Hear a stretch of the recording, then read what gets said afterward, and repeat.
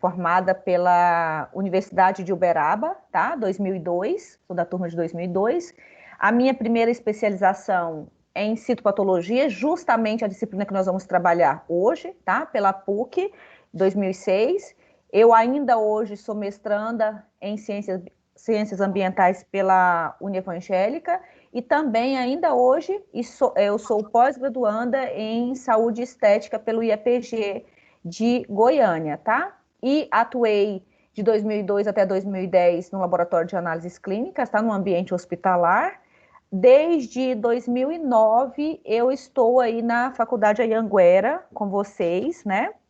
Eu estou nos cursos, na grande parte dos cursos da saúde, eu trabalho as disciplinas básicas e especialmente as disciplinas clínicas, né? Eu trabalho esse conteúdo que nós vamos trabalhar hoje, mas a grande maioria dos conteúdos que tem a ver com clínica do paciente, tá? Análises clínicas, falou comigo, precisou de ajuda, pode me pedir que eu possa ajudar vocês de repente, tá bom?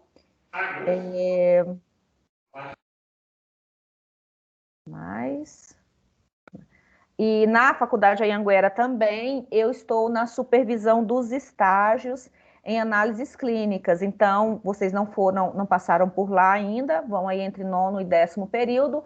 Se eu ainda estiver na instituição, né, nesse tempo todo que vocês forem passar lá, vocês vão me encontrar nos estágios de análises clínicas, tá bom? Essas são as minhas funções atuais. Vamos aqui falar de alguns compromissos que nós vamos firmar para esse semestre de 2022.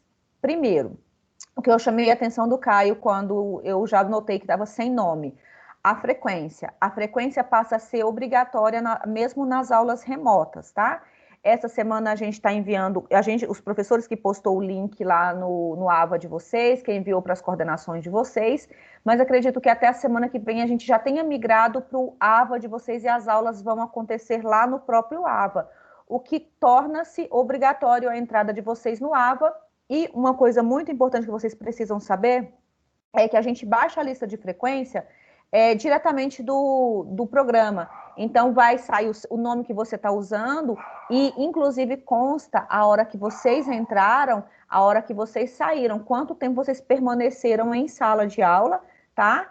E, lógico, a internet cai, a internet volta, isso pode acontecer, óbvio, mas para aqueles alunos que só entram e só saem entra e sai na hora da frequência, eu oriento para vocês terem um pouco de cautela em relação a isso, para que não aconteçam intercorrências em relação à frequência de vocês, tá bom? Outra coisa é a participação nas aulas remotas. Participar, que eu digo, é verdadeiramente estar presente na aula, porque nós vivemos um semestre passado onde nós tivemos um nível de dificuldade muito grande, porque nós estávamos aí nos alinhando a essa nova condição de ser online, era novo para mim, era novo para vocês, então a coisa correu um pouco mais frouxa. Esse semestre a gente entende que todo mundo já entendeu o sentido das aulas aqui remotas, que não é porque a gente quer, não é uma escolha nossa, é uma necessidade momentânea. Então, a participação passa a ser obrigatória. O que é isso? Você precisa comentar, você precisa estar presente, e isso, obviamente, já está computando aí nas suas notas. Pelo menos na minha disciplina, eu faço questão de chamar vocês para participar, para dar a sua opinião, para questionar, porque eu entendo que você só está prestando atenção em mim se você conseguir me questionar, tá bom? Realização de atividades formativas, que são aquelas atividades que a gente vai fazer ao longo do semestre para compor a nota prática de vocês, tá? Eu ainda não decidi, eu falei isso para todas as turmas que eu entrei essa semana, eu não decidi ainda o que eu quero fazer, mas a partir da semana que vem eu já vou estar com tudo desenhado, quantos pontos vale o quê e o que exatamente vocês terão que fazer. Eu estou pensando na possibilidade de montar tudo dentro do AVA para que fique mais prático para vocês, mas eu vou ver se tem uma estabilidade até a semana que vem. Então, por essa semana, essas 2 primeiras semanas, vocês estão livres. A partir da semana que vem, eu acredito que eu já comece a falar para vocês o que vocês têm que fazer em relação a trabalhos, alguma coisa assim para a composição da nota prática, tá bom? E a prova de vocês, né, aquela prova, ela vai vir no Forms, como o semestre passado, né? Esse semestre ela só vem diferente porque nós ganhamos o direito do rigor, no sentido de fazer verdadeiramente uma prova mais próximas de um concurso, mais próxima do ENAD, né? Isso aí foi um direito adquirido. A gente entende que vocês já compreendem aí que é preciso cobrar de vocês para que vocês estudem. Caso contrário, a gente vai deixando correr frouxo. E como a gente só tem essa arma aqui para usar, a gente vai usar como se nós estivéssemos mesmo em sala de aula, tá? E a gente sabe, por mais que vocês estejam pensando assim, nossa, mas a prova no Forms foi muito fácil. É só Ctrl+C, Ctrl+V lá no Google, ele dá a resposta para a gente. Cuidado, nem todas as disciplinas vão ter as questões contempladas lá no Google para ajudar vocês, tá? Então, cuidado com isso. E eu também sei, né? Não precisa pensar que eu não sei que vocês fazem prova em conjunto e tudo, mas eu sei também que ninguém vai ter o gabarito, então vai depender de como vocês realmente interpretarem essa prova para responder. Então, nesse sentido, tá tudo tranquilo, tá bom?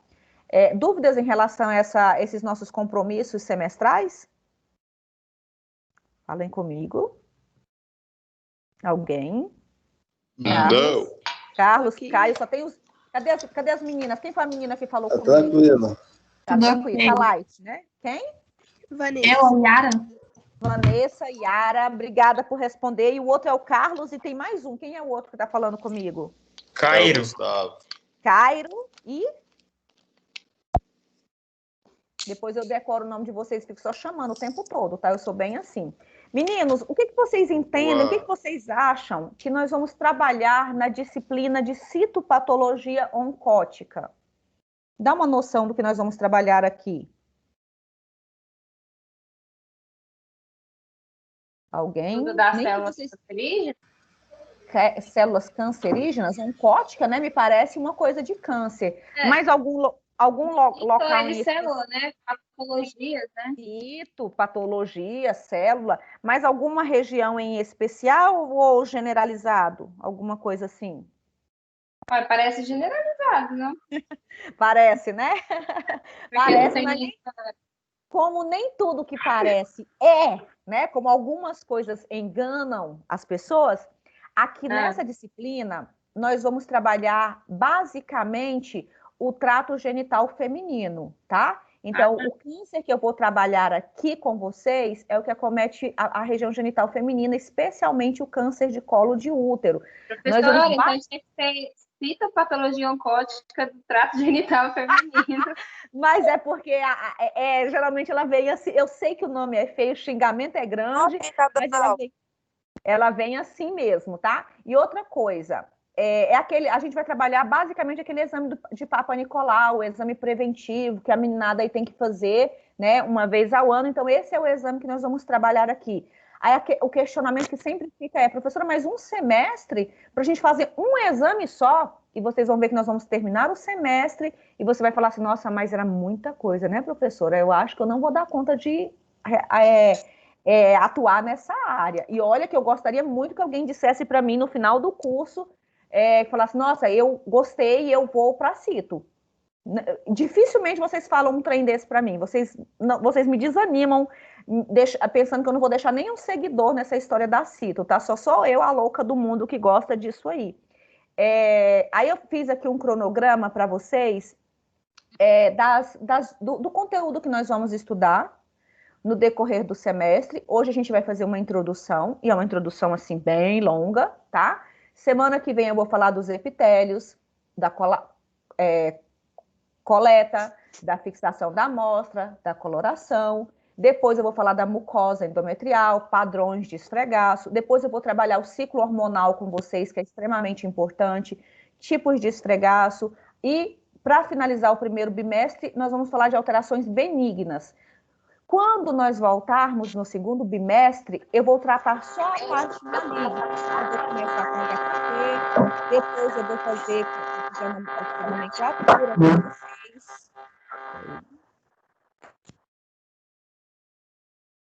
Eu vou fazer nomenclatura com vocês, né? Eu vou fazer o restante da parte que se trata verdadeiramente de câncer aí da região genital, tá bom?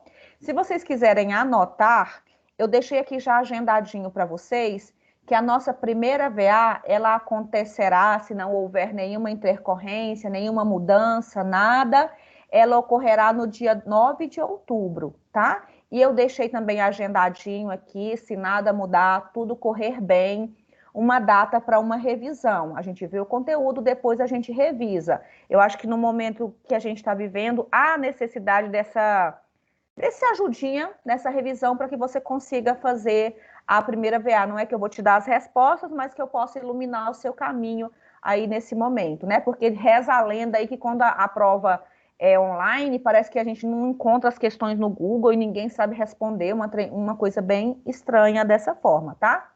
E esse cronograma, toda semana eu vou mostrar ele para vocês, toda semana. Aí toda semana eu marco a aula que a gente já deu e onde a gente vai estar, tá bom? Para que a gente não se perca em relação ao conteúdo. Eu aconselho vocês que utilizem aquele livro-texto que tem no AVA de vocês, faça pré-aula, pós-aula e web-aula. Eu já dei uma corrida de olho, eu já li o livro de vocês, tá legal, dá para estudar por ele, tá bem tranquilo mesmo em relação a isso.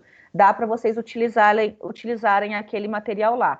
Se nós tivéssemos de forma presencial, eu indicaria outros livros também. Tem até alguns que eu posso postar no AVA, para quem interessar, quem gostar, enfim. Eu posso postar para vocês em PDF, para vocês utilizarem. Essa área que nós vamos trabalhar aqui, nem biomédicos, nem farmacêuticos, nem biólogos e nem mesmo médicos trabalham nela sem especialização, tá? Então, ninguém vai sair daqui pronto para atuar nessa área. Se acaso você desejar, você apaixonar, alguma coisa nesse sentido, existe a necessidade obrigatória de realização de uma pós-graduação nessa área específica, tá? Para qualquer profissional que vá atuar. Biomédico, enfermeiro não. Biomédico, farmacêutico, biólogo ou médico. Eles precisam especializar, porque nós vamos trabalhar só com célula, tá? Então, não desesperem pensando assim, nossa, mas eu não aprendi, eu não consigo fazer esse exame. Vai que o meu primeiro emprego seja para fazer isso. Não vai ser. O primeiro não, porque você não vai estar especializado. Se, porventura, um dia você der vontade, aí vocês vão partir para uma pós-graduação, tá bom?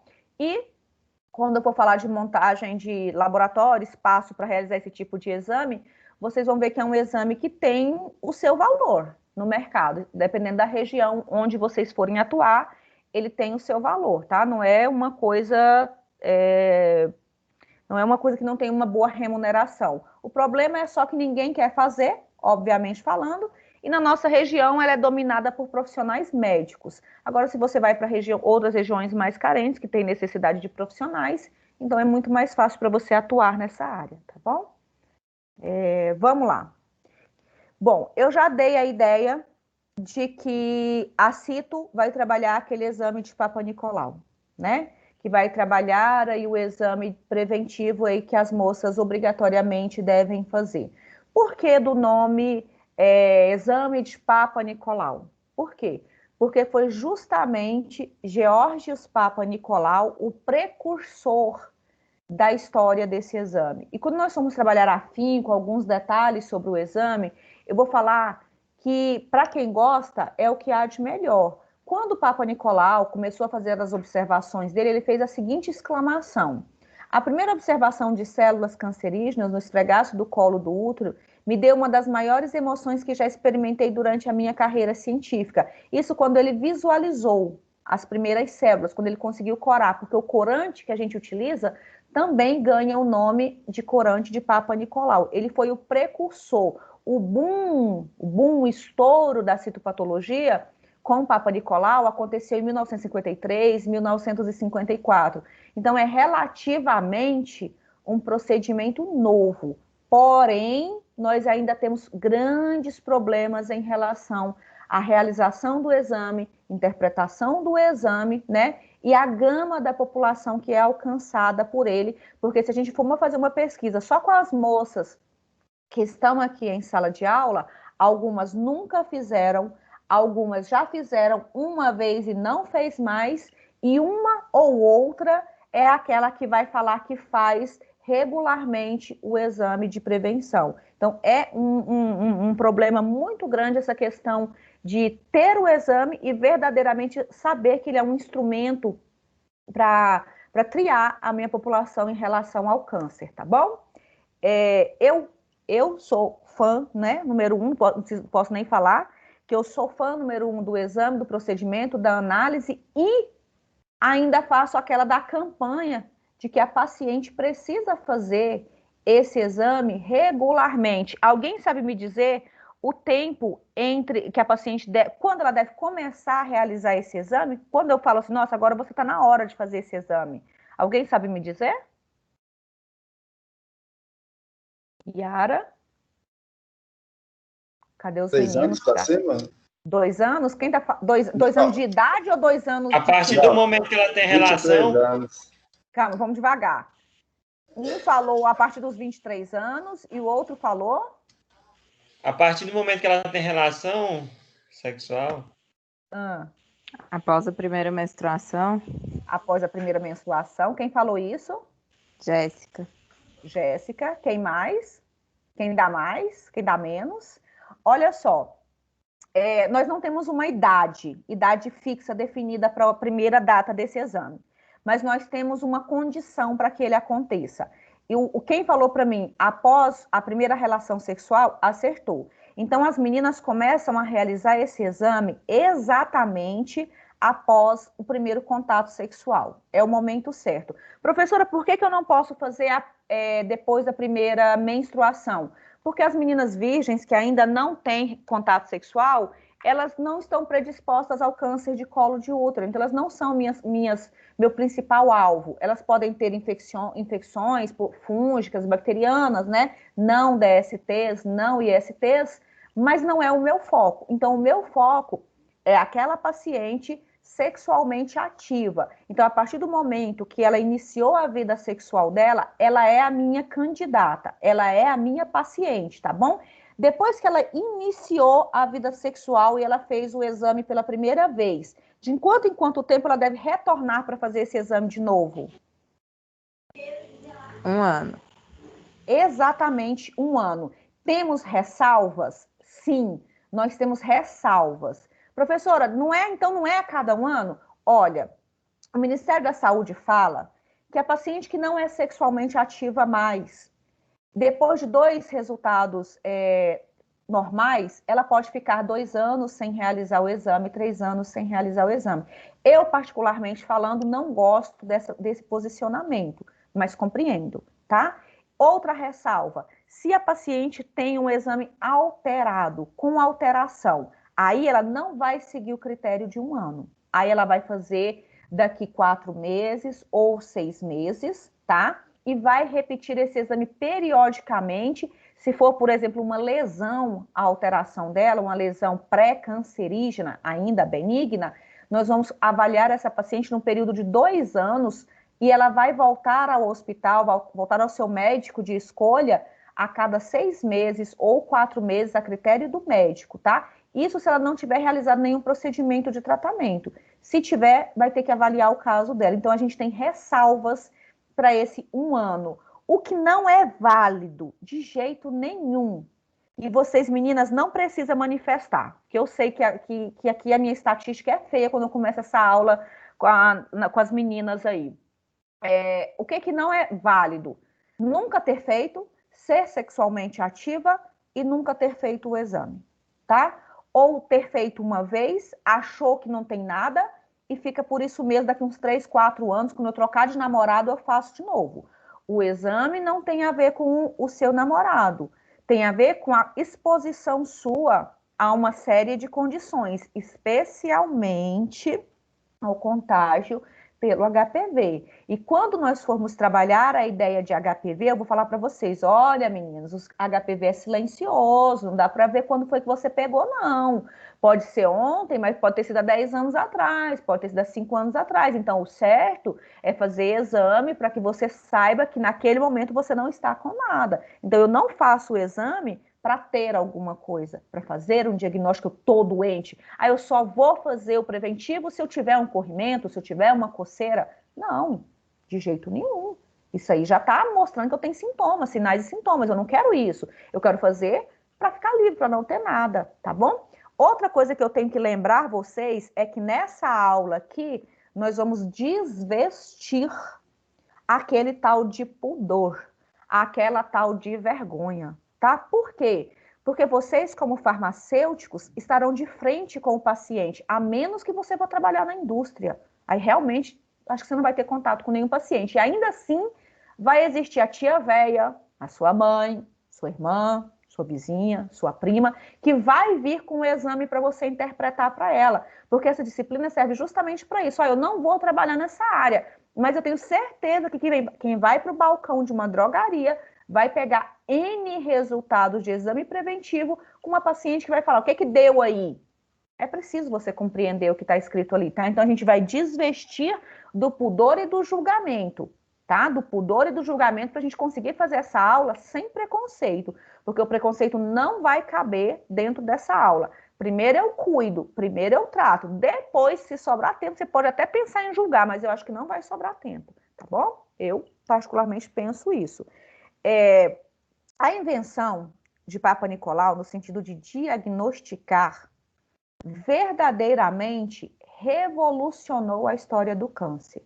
Agora, veja bem, 1954 deveria existir um microscópio de muito péssima qualidade, muito longe do que o que a gente tem hoje. E ele conseguiu observar alterações em nível celular que poderiam ser relacionadas ao câncer. Olha para vocês verem o que ele conseguiu fazer em 1954 com o microscópiozinho que ele tinha. Agora imagine esse homem no século 21, né? 2020, com um microscópio com a potência que a gente tem, o que ele não conseguiria fazer. Eu falo, ele era o cara. Ele fez o que eu não conseguiria fazer. Só que tem um detalhezinho sórdido que Papa Nicolau não sabia. Papa Nicolau é esse mocinho que está com essa lâmina aí na mão. Ele não conhecia sobre HPV.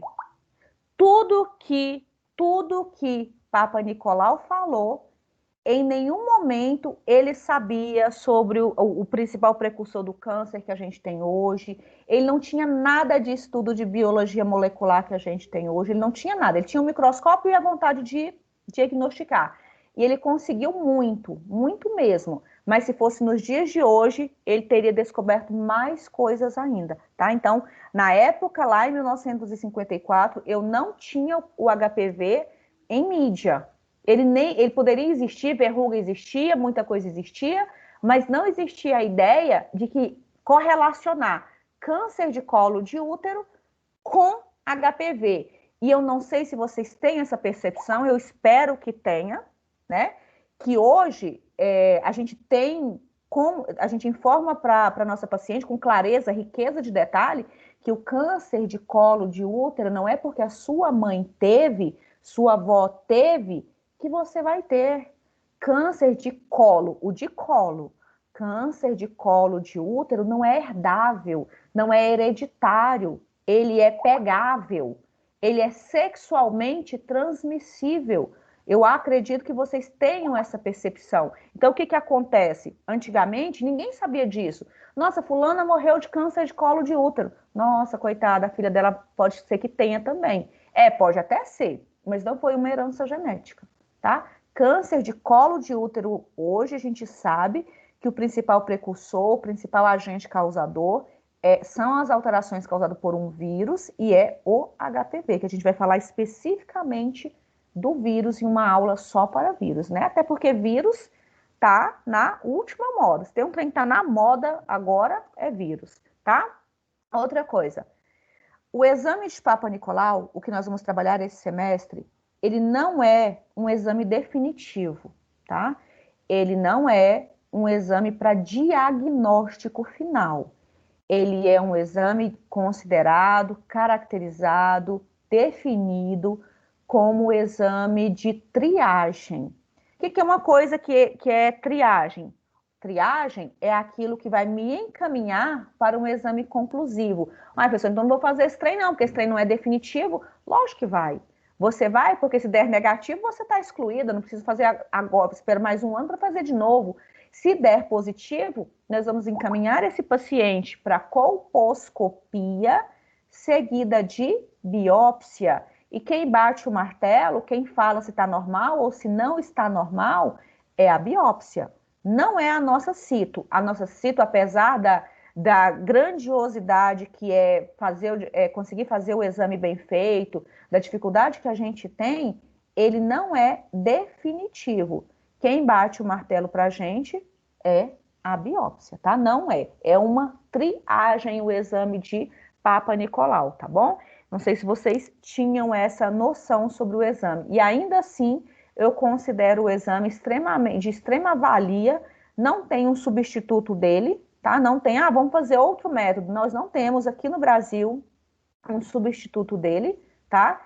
E assim como para os confirmatórios, a gente também não tem substituição. Professor, não tem um exame de sangue e tal? Nós temos o exame de sangue, que vai procurar o genoma viral, temos sim a procura de carga viral por biologia molecular, porém, o valor, né, financeiro não é fácil, não é acessível para qualquer gama da população. E já o Papa Nicolau, o exame de Papa Nicolau, ele é acessível para qualquer gama da população, uma vez que ele é disponibilizado até de forma gratuita em qualquer região. É obrigatório, né? A lei nos obriga a isso, né? E o procedimento de coleta, só para eu ter uma noção. Alguém sabe o que exatamente eu colho da minha paciente no exame de Papa Nicolau? Alguém pode me ajudar? Tira um pedaço? Tira o quê dessa moça? Células? Quem está falando comigo? Secreção vaginal, né? Secreção, células? O que mais? Arranca o pedaço? Corta o pico? Costura? Não. E por que vocês falam para mim que eu estou arrancando um pedaço do útero de vocês? Eu não sei o que vocês falam Tem para mim. o raspado também, né, professor? Raspado. Quem está falando comigo? É o Carlos.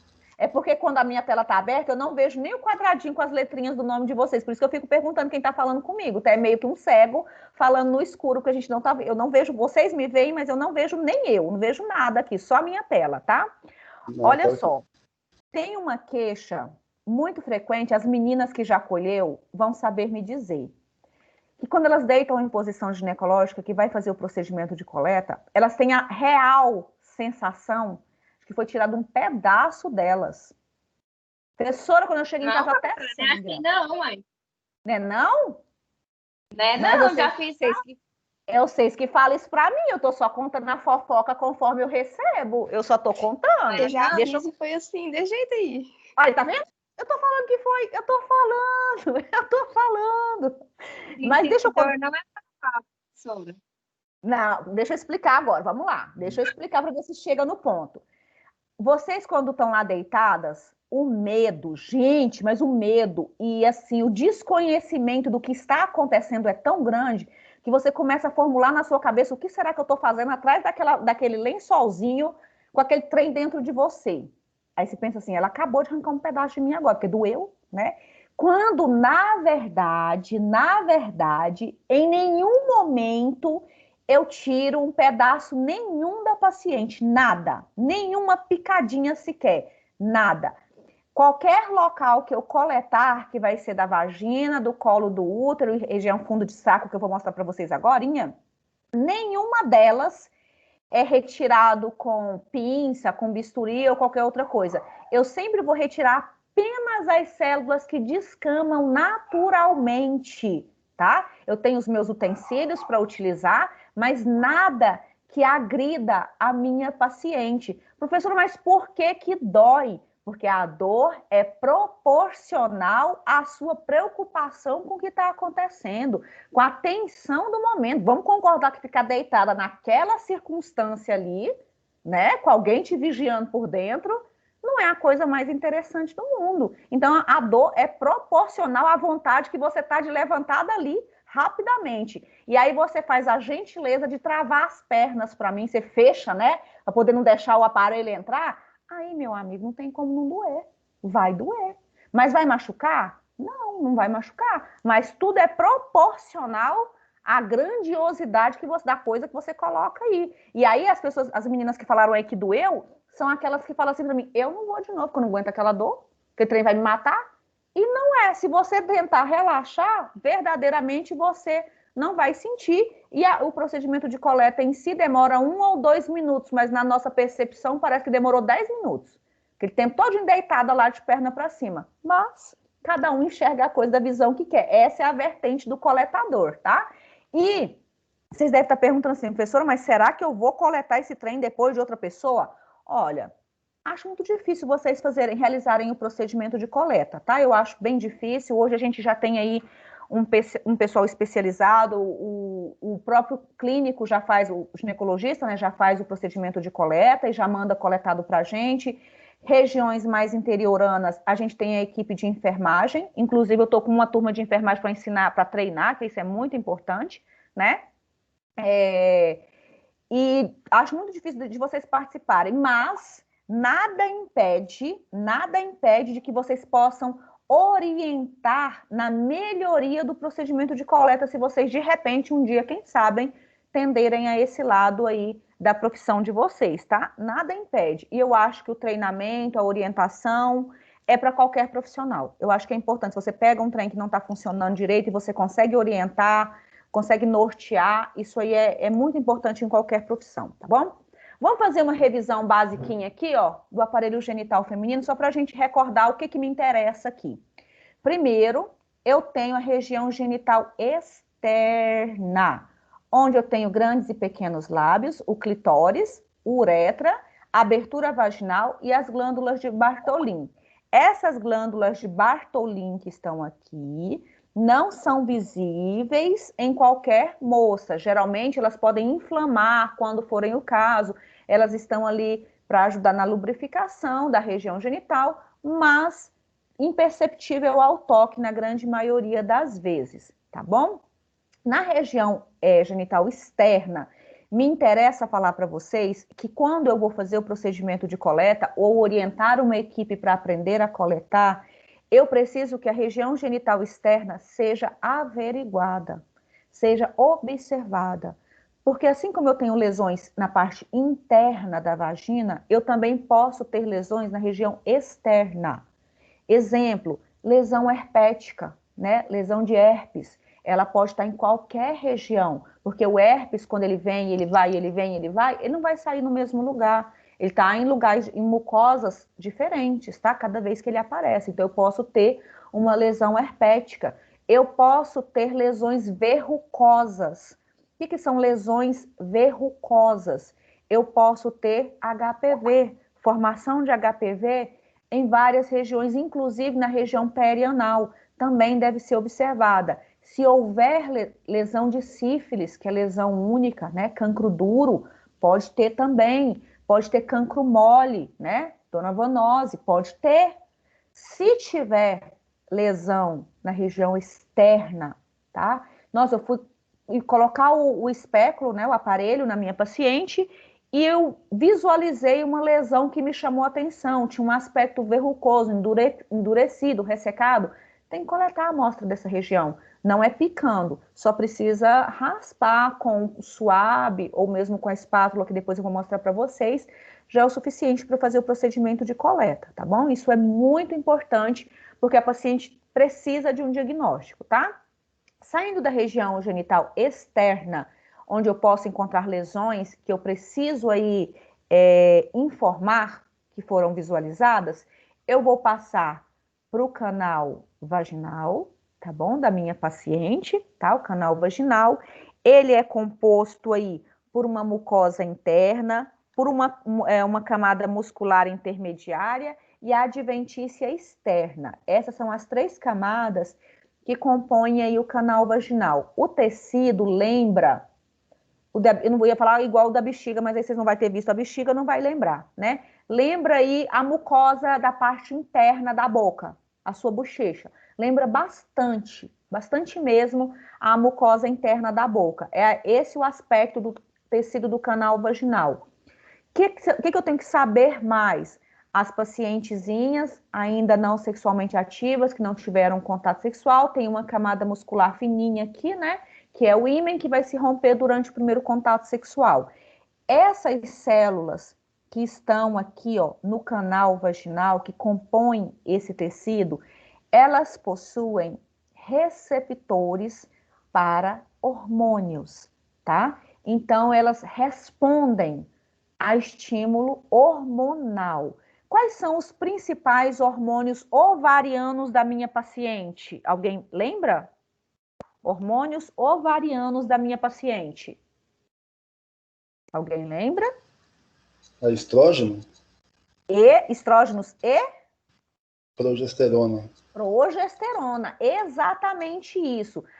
Então, as células da região vaginal da minha paciente, ela responde aos estímulos de estrógenos e ao estímulo de progesterona.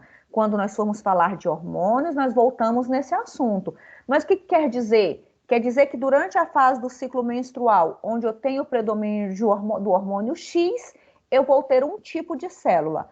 Quando eu tenho predomínio de outro hormônio, né, no primeiro momento do ciclo estrógeno, segundo momento do ciclo eu tenho progesterona, eu vou ter um outro tipo celular ali predominante. E isso já é científico. Todo mundo que trabalha com esse exame sabe disso, que na região vaginal eu tenho células com receptores para hormônios. Então, quer dizer que elas respondem aos hormônios femininos.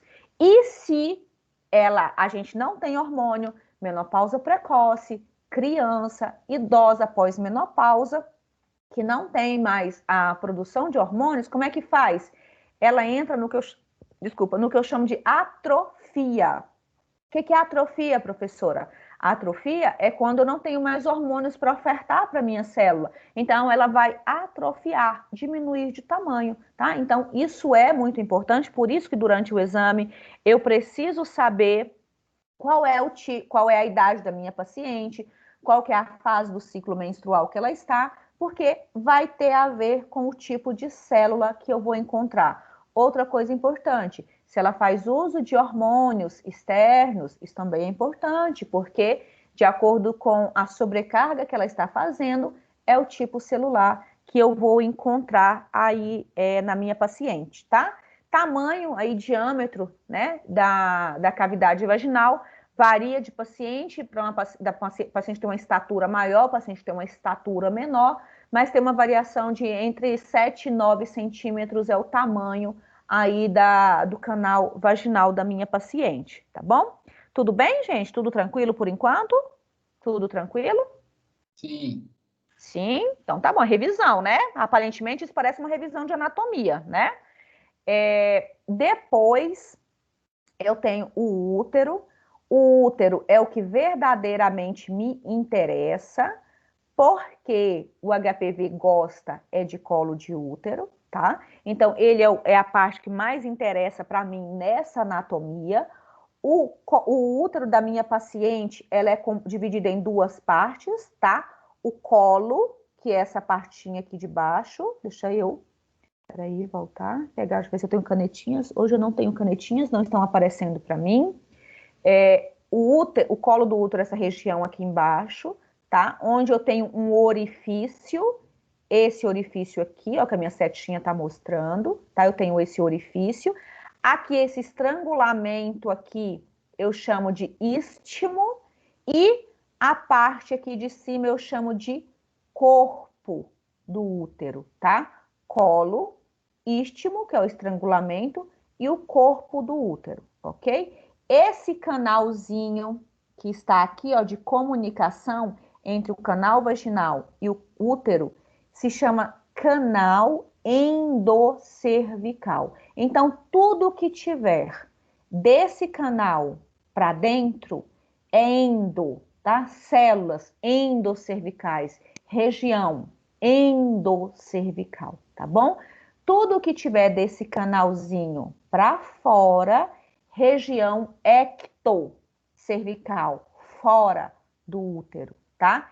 Endocervical, dentro do canal, ectocervical, fora do canal, tá bom?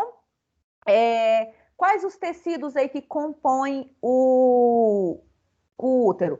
De dentro para fora, eu tenho o endométrio, que é essa parte aqui que vai se espessar pós-ovulação para receber o embrião.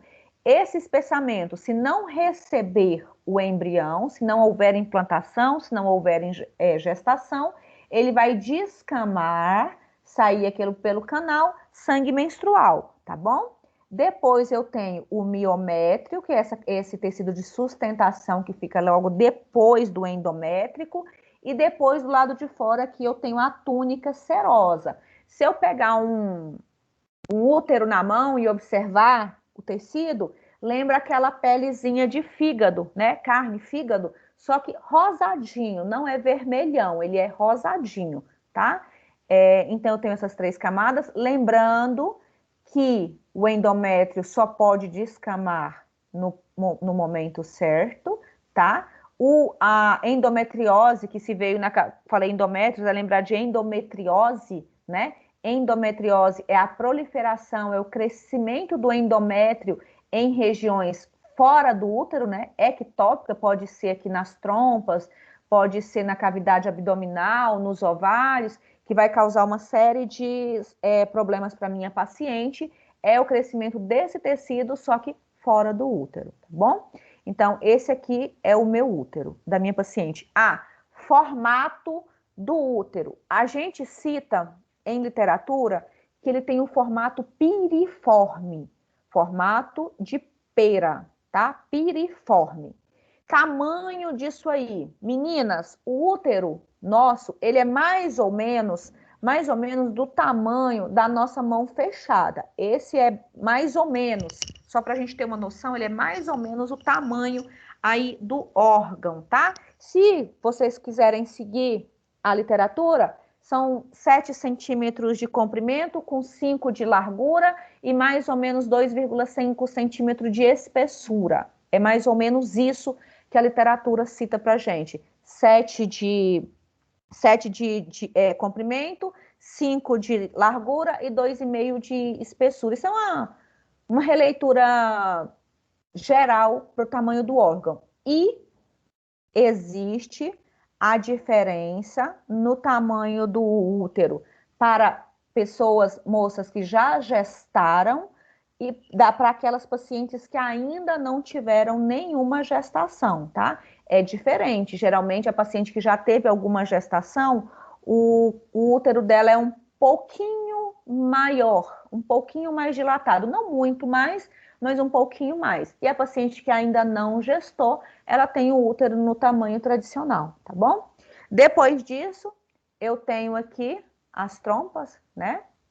As tubas uterinas, que estão aqui de lado, que tem como função principal levar o espermatozoide para encontrar o óvulo, ou o óvulo encontrar o espermatozoide, né? E voltar aqui para a cavidade uterina, né? É um canal de comunicação, tá bom? O nosso exame, ele só vai chegar até no canal endocervical. Em nenhum momento eu vou adentrar aqui, vou ver nenhuma celularidade, a menos que elas descamem naturalmente e saiam sozinha e por um acaso eu encontre.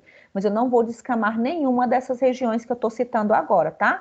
Eu só descamo a vagina, o colo do útero e o canal. Essas são as únicas coisas que eu consigo descamar aí durante a coleta, tá? Porque eu vou retirar aquelas células que descamaram naturalmente.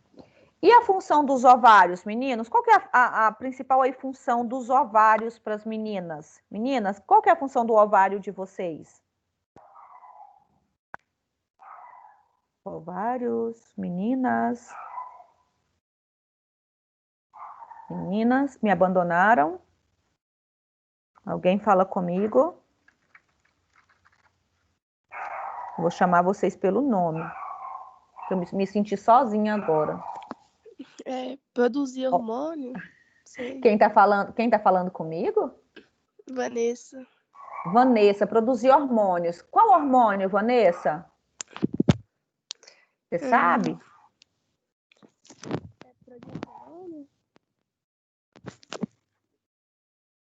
Qual hormônio? Só produção de hormônios, Vanessa? O que você acha? Armazena o óvulo também. Desenvolvimento, né? Desenvolvimento de quê? Não, eu escutei alguém escutei alguém tentando te ajudar, Vanessa. Quem tentou ajudar a Vanessa? É a Jéssica. Jéssica, também serve para armazenar o óvulo. Armazenar? Ele não vai produzir, não, Jéssica? Sim. Também você acha Sim. que produz? Acho que sim. Você acha? Toda a vida? Vida toda? Até os Não, 40? vida Até os toda 30? não. Até quando?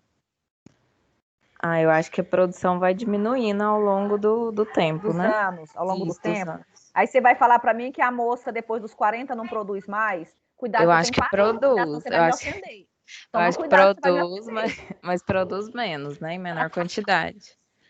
Jéssica, né? Isso. Vamos para os hormônios primeiro.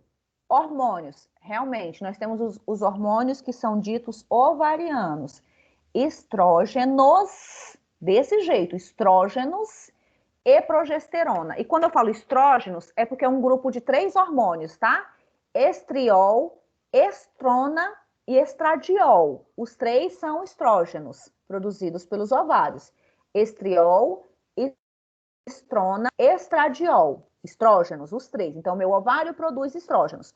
Ótimo.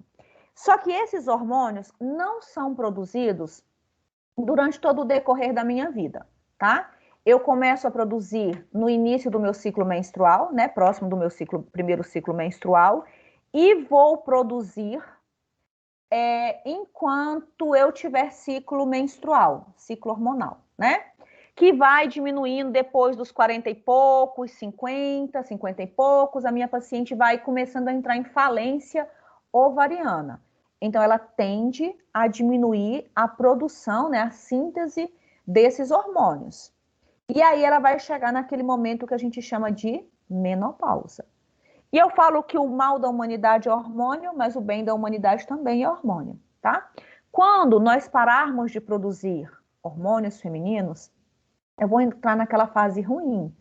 Pele em decadência, cabelo em decadência, unhas em decadência. O estresse vai lá em cima, porque hormônios eu não tenho mais para me ajudar, tá? Então, e aí daqui a pouquinho nós vamos trabalhar a ideia de reposição hormonal para essa paciente, tá bom? Então tá bom. Então eu tenho hormônios, mas eles, com o decorrer da minha vida, eles vão parar de ser produzidos, né? E tem uma ressalva também para parar essa produção. Pacientes sexualmente ativas demoram mais tempo de entrar em falência ovariana, tá? Pacientes não sexualmente ativas acabam entrando em falência ovariana de forma mais precoce, bom? Por conta do estímulo mesmo. E os óvulos? Bom, os óvulos, como a Jéssica falou, o meu ovário vai armazenar. Porém, contudo e entretanto, tá? Eu só vou produzir óvulos durante a minha vida embrionária, tá bom? Eu já vou nascer, eu já nasci com a quantidade determinada de óvulos que eu vou liberar no decorrer de toda a minha vida fértil. Então, depois que eu nasci, eu não vou produzir mais.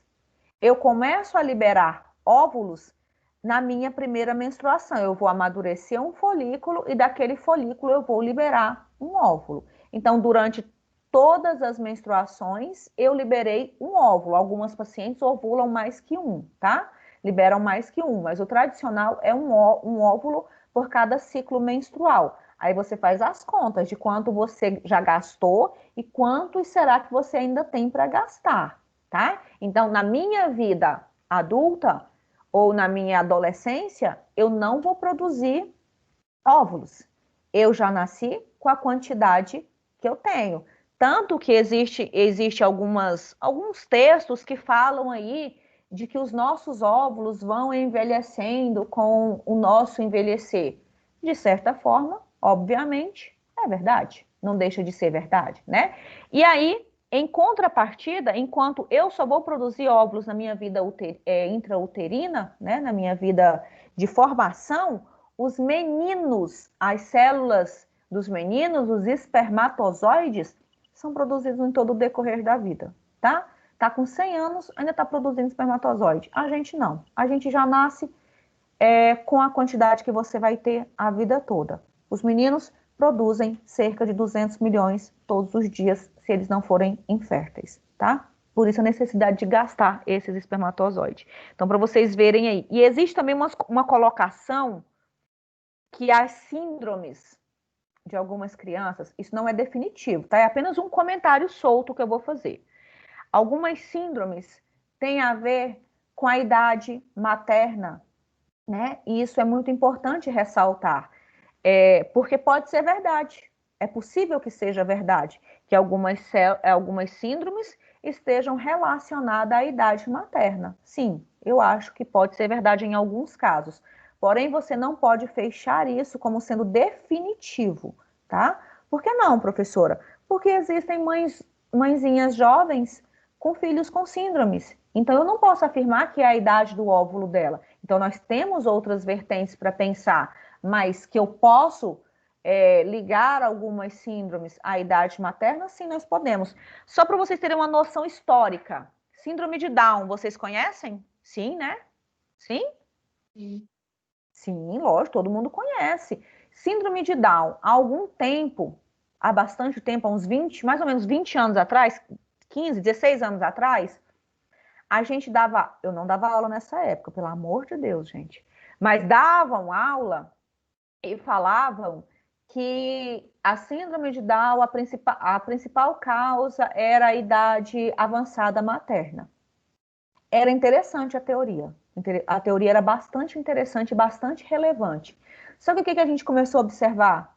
Tem crianças nascendo com síndrome de Down, filhas de pais muito jovens, né? Não sei se vocês conhecem algum, mas eu conheço. Então, não justifica essa teoria dos óvulos maduros, velhos, né? Mas algumas outras síndromes existem já estudos a respeito. Mas até que se prove o contrário, tá? É um disse que me disse. Alguém sabe me dizer se eu consigo sobreviver se eu retirar um ovário? Eu faço uma histerectomia e retiro um ovário? Vivo ou não vivo? Sim. Vai. Sim? Vivo feliz ou pouco feliz ou muito feliz? Vai dar uma vez mais estressada, porque vai diminuir a produção de hormônio. Quem Dá tá pra- falando? Quem falou isso pra mim? Que maldade foi essa? Fernanda Rocha. Fernanda, você acha que a gente fica estressada sem hormônios? Ah, professora. Você tem TPM, Fernanda? Ah, não consigo identificar, professora. Não sei se já é o meu Nossa, estado natural. estressada todo dia, né, minha gente? Quando diz que não consegue identificar, é porque é estressada todo dia. Misericórdia. Não, Mas é isso aí, tá? Na verdade, se a paciente fizer uma esterectomia e retirar só um ovário, o outro que sobrar, ele substitui a função, tá? A gente não vai entrar em falência, nem mesmo em menopausa precoce, continua funcionando bem. Tudo que a gente tem dois, tira um, o outro geralmente substitui a função. Porém, se por algum motivo eu tenho que retirar os dois ovários precocemente, aí sim, eu entro em menopausa precoce, né? Especialmente se for uma paciente jovem. Se for uma paciente de mais idade, menopausa também, mas se for uma paciente mais jovem, me preocupa mais. O que eu faço com essa paciente que entrou em menopausa precoce? Qual a instrução de vocês como farmacêuticos? Né? O que você vai me instruir em relação a isso? vai avaliar, né, Reposição professora? hormonal. Quem falou reposição hormonal? A Vanessa. Vanessa, obrigada. Anotei aqui. Vanessa falou reposição hormonal. Fernanda falou o quê, Fernanda? A mesma coisa, professora. Você falou que eu posso dar-lhe hormônio para ela. Você concorda comigo? Não, tem que avaliar, né, professora? Por quê? Me Porque explica esse negócio de avaliar. eu acho que vai avaliar se ela pode ou não tomar reposição de hormônio, no caso artificial, né? Hormônio sintético, né? Hormônio sintético. E aí? Eu acho que nem em todo caso ela vai reagir bem com o hormônio. Pode ser que não dê certo para o paciente, né? Tem o emocional, tem o psicológico, tem o fisiológico, mas temos mais problemas que isso com reposição hormonal, tá bom? Eu acho Também que mulher. Oi, pode falar. eu vi, né, que também hormônios eles estão relacionados ao caso de surgimento de câncer, né? estamos começando a melhorar. Estamos abrindo o nosso leque, tá melhorando. Estou começando a gostar da brincadeira. Qual câncer? Uma professora, eu já ouvi Minha- falar em câncer Professora, não me aperta. Câncer de ovário. De ovário? Ela É. falou, mas ela tinha ovário. Quem falou ovário? Tirou Lisandra. ovário. Lisandra. Boa noite, Lisandra. Você não tinha falado comigo Boa ainda. noite. Saudades, Boa professora. noite. Meninas, essa questão, olha, essa questão de reposição hormonal já foi modismo, tá? Já foi muito modismo, muito mesmo. Tipo assim, a gente chegou num momento que qualquer paciente que tinha falência ovariana, vamos indicar para ela o quê? Reposição hormonal, sobrecarga de estrogênica, vamos fazer estrógeno nessa paciente. Só que o que acontece? Junto com essa sobrecarga estrogênica, junto com essa sobrecarga, com esse boom que teve de reposição hormonal, eu acho que vocês não vivenciaram isso, todo mundo é muito jovem para lembrar disso. Por quê? Porque o hormônio faz bem para a pele, ele faz bem para o humor, faz bem para o cabelo, faz bem para a unha. Quem sou eu sem hormônios? Eu não sei quem sou eu sem hormônios, né? Então, o que acontece? Então, começou a fazer assim, ó, faltou hormônio? Taca-lhe hormônio. Só que pouco tempo depois, o que aconteceu com essa população?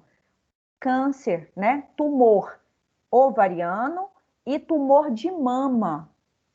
Mas, professor, o que tem a ver, né? Isso é importante. O que tem a ver o tumor com o hormônio? O que uma coisa tem a ver com a outra? É simples. Alguns tumores nós não iríamos nem manifestar nessa encarnação, nós íamos manifestar só na outra. Mas o que aconteceu? Esses tumores reagem ao estímulo hormonal. Eu dou hormônio para ele, ele cresce.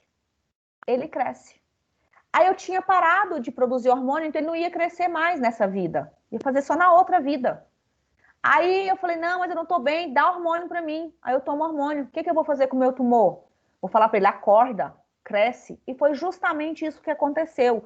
Várias pacientes relataram o desenvolvimento de tumor de mama, que vocês sabem que é extremamente agressivo, dependendo da paciente, e tumores ovarianos, que também tem o seu grande grau de gravidade, que também é bastante agressivo, tá? Então, isso foi um boom de câncer. Até observar, nossa, nós não podemos fazer isso mais. Então, hoje, nos dias atuais, reposição hormonal é apenas para aquela paciente que verdadeiramente não conseguir passar por essa fase sem o estímulo hormonal. Tá? É aquela paciente que tem os calores excessivos, o nervoso, tudo é excessivo, tudo que não é suportável. Talvez ela tenha indicação de reposição hormonal. Porém, se ela tiver histórico na família de câncer de mama ou mesmo de ovário, ela vai ficar sem. Inclusive, as alimentações que a gente falava, chá disso, chá daquilo outro, blá, blá, blá, soja, nem isso a gente está indicando mais. Não tem mais indicação. Porque se fizer estímulo estrogênico, vai estimular um tumor que estava quieto. Então, hoje a gente deu um grande passo para trás para dar 2 para frente depois. Porque a gente não pode mais fazer essa sobrecarga nas minhas pacientes. Porque a gente não sabe verdadeiramente como essa minha paciente vai responder a esse estímulo hormonal. Na dúvida, a gente não faz. E vocês, como farmacêuticos, especialmente se vocês tenderem para o balcão da farmácia, vocês estarão lá e serão os primeiros a negar esse tipo de medicamento para pacientes sem indicação, sem receituário. Isso não vai poder acontecer, tá? E vocês, que é uma coisa que eu espero muito, é ver o farmacêutico clínico atuando ali no consultório dele.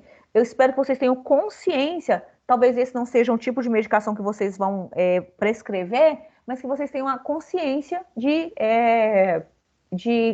orientar a sua paciente em relação a esse tipo de medicamento, esse tipo de fármaco, que não é interessante para qualquer paciente, e isso a gente não vai esquecer mais.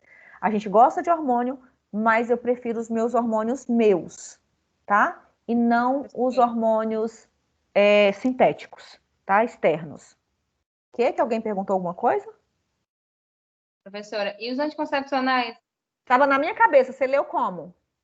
Eu não tinha te contado. Oi?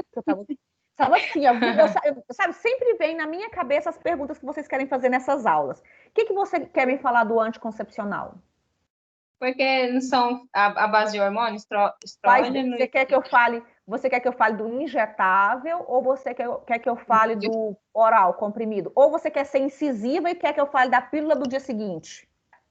Não, professora, é o que eu tomo, que é o anticoncepcional oral. Aqui, o da cartelinha, né?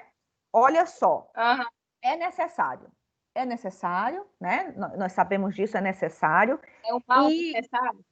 É um mal necessário, mas até certa idade, ele é um mal necessário que não vai te fazer mal. Olha que legal a minha resposta. Ele é um mal necessário que não vai te fazer mal. Depois de um certo momento, há necessidade de você repensar a presença desse fármaco na sua vida e talvez redefinir o seu caminho. Mas isso é lá pelos 40, e eu imagino que você esteja bem longe disso, tá? Aí tem outros eu métodos... 30, então 30 ainda pode. Pode, mas olha só, cuidado com isso. Pode sim, com prescrição médica. Aí falando de contraceptivos, aqui entre nós, né, uma conversa íntima, nem está sendo gravada, vamos trabalhar a ideia de contraceptivo. O que é um contraceptivo? Geralmente ele é a união de estrógenos mais com progesterona. Ou só de um, ou só do outro. Aí depende do que você está usando. Geralmente é a união dos dois.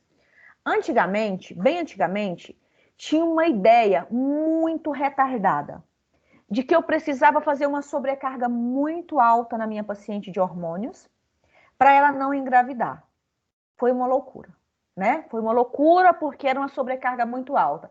Paciente tinha enjoo, paciente tinha mal-estar, paciente tinha isso, tinha aquilo. Uma coisa de louco. Aí, pessoas estudiosas verificaram que hoje nós podemos utilizar a menor concentração possível para se evitar uma gravidez, o que é muito importante. Eu uso baixas doses e mesmo assim ele consegue evitar uma gestação. Isso é muito importante, desde que ele seja utilizado de forma correta, no mesmo horário, todos os dias, que não é o que acontece com aquelas meninas que falam que engravidou tomando medicamento. Vocês não veem que não tem, que eu não acredito nisso, tá? Então, se você toma de forma correta, ele é bastante eficaz, bastante eficiente. E hoje a gente trabalha com a ideia de pouquíssimo hormônio. Quanto menos, nós estamos na ideia do o menos é mais aqui para hormônio, tá? E tanto que vocês sabem que nós já temos, inclusive, o contraceptivo que pode ser utilizado pós-parto, né? Que não vai interferir na lactação, não vai interferir na amamentação. Por que a minha paciente tem que usar a medicação pós-parto se a minha avó me ensinou que enquanto eu amamentar eu não engravido? Vocês já escutaram essa balela? Escutaram isso? Já. Funciona? Já. Funciona? Eu quero saber se funciona. Eu não quis testar, não. Vocês não testaram, não? Por que vocês não testam esse trem agora na quarentena e conta pra mim? Testa esse trem pra me dar na aula depois no semestre que vem. Vocês me contam como que funciona esse trem? Que eu não posso testar. Mas vocês poderiam, né? Olha só. Gente, isso não funciona. Professor? Oi? Foi uma voz tão incisiva, professora. Qual que é a diferença, igual a menina perguntou aí, desses anticoncepcional de cartelinha para um anticoncepcional de emergência, a pílula do dia seguinte, Vou falar. e a via de administração da injetável, do injetável, né? Vamos continuar aqui só e eu vou te responder isso aí, tá bom? É importante que vocês saibam disso. Onde eu estava assim na cartelinha. Então, eu uso a menor concentração possível capaz de evitar uma gestação. Inclusive, eu tenho os da lactação, os que pode usar 15 dias depois do parto, tá? Por quê? Porque a balela que a sua avó contou para você, que enquanto você amamentar, você não vai engravidar, é balela. É balela. Mas eu justifico isso, eu posso te justificar fisiologicamente isso. Quando você está amamentando, a sua prolactina está muito alta. Se ela estiver muito alta, que ela é estimulada pela lactação, pela sugar a mama, né? Para produzir bastante, para produzir leite, ela vai interferir nos ciclos, nas alças de feedback, tanto de estrógenos quanto progesterona. Se ela interfere nesse ciclo, quer dizer que a minha paciente não vai ovular, correto? Isso é fisiologia, tá? Isso é livro, rodapé, realidade. Se a minha paciente está amamentando, ela tem produção de prolactina, verdade. Está suprimindo a liberação de estrógeno e progesterona, verdade. Não está ovulando, verdade. Mas se ela começar a vida sexual durante o período pós-parto aí, meu amigo, o estímulo vai baixar a prolactina e vai deixar acontecer a liberação aí do óvulo, porque vai acontecer o pico de estrógeno e progesterona. Então, esse estímulo que faltava é o suficiente para engravidar durante o pós-parto. Então, essa ideia de que não engravida, isso não acontecia para os nossos avós, que bisavô, sei lá, só via a avózinha 40 dias depois que o menino nascia, e não engravidava, não. Mas você sabe que os nossos tios, ou os nossos, sei lá, parentes, tios, geralmente, eles têm diferença de 1 ano, ou menos de 1 ano de um para o outro. Então, você fala para mim que não engravida quando está amamentando, isso é balela, tá? Não acredita nisso não, que isso não vale, não. É igual a onda como é que é o nome? Aquele negócio que as meninas fazem que não usa contra... Tabelinha, amo. Você quer engravidar? Fala comigo que eu vou te ensinar a usar tabelinha, você vai engravidar. Porque para evitar, eu não sei se evita não, mas para fazer menino dar certinho, o trem é batata, tá? Agora vamos para a dúvida do colega. Qual que é a diferença do contraceptivo cartelinha, comprimido, para o adesivo, para o injetável e para a pílula do dia seguinte, emergência? Injetável. Todos aqueles 28 comprimidos que eu vou tomar no decorrer de um mês, eu faço aquela concentração de uma vez todinha no músculo, eu acho que é intramuscular, né, da paciente. Pá! Tudo que ela tem que sentir de efeitos adversos, ela vai sentir de uma vez só. Tanto que eu tenho algumas pacientes que ganham bastante peso com o intramuscular, com o injetável, né? Com a injeção de contraceptivos. Justifica-se excesso de hormônios, né? Embora eu acho que o peso vem pela boca, de comer. Mas algumas dizem para mim que ganhou peso depois do injetável. Tanto que se você tem tendência a ganhar peso, o injetável não é o melhor método, tá? E a paciente está recebendo aqueles 28 comprimidos, só que de forma injetável, de uma vez só. É uma bomba no organismo da paciente. Tanto que ao final de 28 dias ela vai menstruar, né? Vai sangrar, o que vai provar para mim que já está na hora da próxima injeção. Algumas pacientes não sangram também, pode acontecer, tá? Eu particularmente acho que o hormônio feminino, dependendo da concentração, ele vai ajudar na retenção de líquido, portanto, a queixa de ganho de peso com o uso do injetável, ela é bem maior do que o comprimidinho, mas todos os dois existe a chance. A diferença é que eu vou dando aos poucos. O adesivo é a mesma ideia do injetável, uma dose, na verdade, do injetável, não, do comprimido, ele vai liberando pouco a pouco, né? Você cola ele ali, ele é bastante prático, bastante eficiente, né? Você libera, ele vai cair na circulação e vai ter efeito. Bastante eficiente, especialmente para o paciente que não quer injetável e não quer o comprimido porque tem algum problema. Já a pílula do dia seguinte, o emergencial, é a pedra no sapato do farmacêutico, é a pedra no sapato do ginecologista, é a pedra no sapato do laboratório. Por quê? Porque a meninada aí quer namorar, né? E no outro dia a gente toma a pílula e resolve tudo. Resolve uma parte dos seus problemas, outra parte não, tá? Primeiro, ela tem que ser utilizada até no máximo 72 horas após o contato sexual. Após esse tempo, não funciona mais. E eu digo mais, se tinha um bebê para ser implantado, se for um momento de ovulação, tinha um óvulo, tinha um espermatozoide na jogada, o medicamento não vai impedir, tá? Alguns casos não impede. Tá? Porque senão ele seria um abortivo, o que não é o fato, tá? O meu problema maior em relação a essa sobrecarga de pílula é porque a dose hormonal da pílula, ela é muito alta.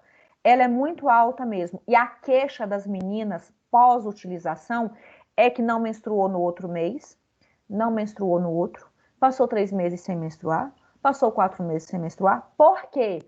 Porque ela acabou de dar uma bomba no organismo dela de hormônio, o organismo ficou desorientado. Ele não sabe nem o que vai fazer da vida até ele regular de novo. E antes que ele consiga regular de novo, ela faz trem errado de novo e toma outro. Aí vira bagunça. Aí não menstrua mesmo, não. É 1 ano, é 6 meses, é 3 meses, dependendo do organismo. E a meninada, você tem, não sei se tem alguém aqui que seja já de drogaria, mas se tivesse, poderia me afirmar isso. Vende demais, mas é demais mesmo. Não tem jeito. É uma coisa assim, é um uso indiscriminado. E olha que eu sou favorável ao uso, né? Em algumas condições é verdadeiramente necessário, porém, eu não concordo com o uso indiscriminado de alguns medicamentos que estão disponíveis aí na farmácia. Eu acho, assim, perigoso, tá? Eu acho que vocês já ouviram falar essa questão da menina utilizar e depois ela volta lá e quer um remédio para menstruar. É uma coisa bem de louco, assim. Não sei se existe esse tipo de medicamento, mas ela quer que aconteça. E aí a nossa orientação, óbvia, procurar um médico para realizar exame para ver como é que está o organismo dela, porque vai demorar, o trem vai desandar, tá? É bem complicada essa questão aí de contraceptivos. Respondi para quem estava com dúvida? Respondi? Gente, vocês me Sim. abandonaram de novo. Obrigada. Nossa, até que enfim alguém falou. Aí eu quero só complementar. A colega que falou para mim assim, nossa, e faz mal o contraceptivo? Aí eu vou complementar assim, olha, não é que eu acho que faz mal, eu acho que eu falei que é um mal necessário, né? E eu acho que a partir de uma certa idade, você precisa refletir. Se você não tiver feito uma esterectomia, um procedimento cirúrgico, que eu particularmente nem acho aconselhável, eu acho até que se for só para esterectomia, eu acho que tem métodos melhores.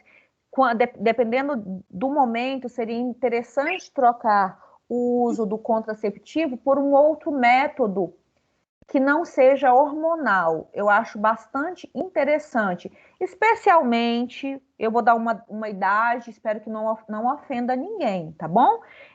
Eu acho que no 40, quando você quarentou, eu acho que é a hora de você repensar essa questão hormonal, né? Eu acho que você precisa repensar e rever os seus pontos. Se você faz uso de contraceptivo hormonal, eu acho que de repente seria uma boa conversar com seu médico para que você fosse orientado de repente a trocar o método contraceptivo se você não fez laqueadura, se não fez nenhum procedimento cirúrgico. E eu, Rosângela, não indico um procedimento cirúrgico só por causa de esterectomia, a menos que você tenha alguma coisa aí que indique isso.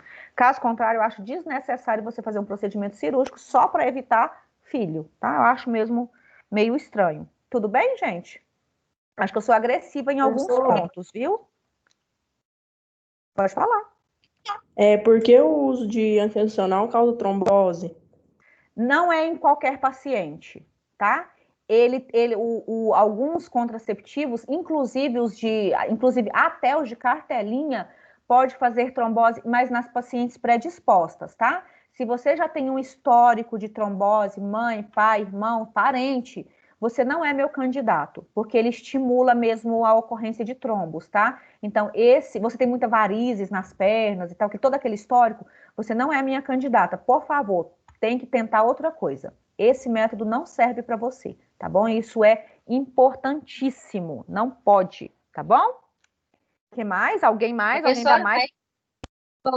Mas quando ele é utilizado, no caso, para tratamento de ovários policísticos, né? Porque no caso ele é utilizado como tratamento, né? Isso, um tratamento para ovários. Algumas pacientes, e hoje é paciente jovem, tá? Não tô falando de idosa, não, nem meia idade, não.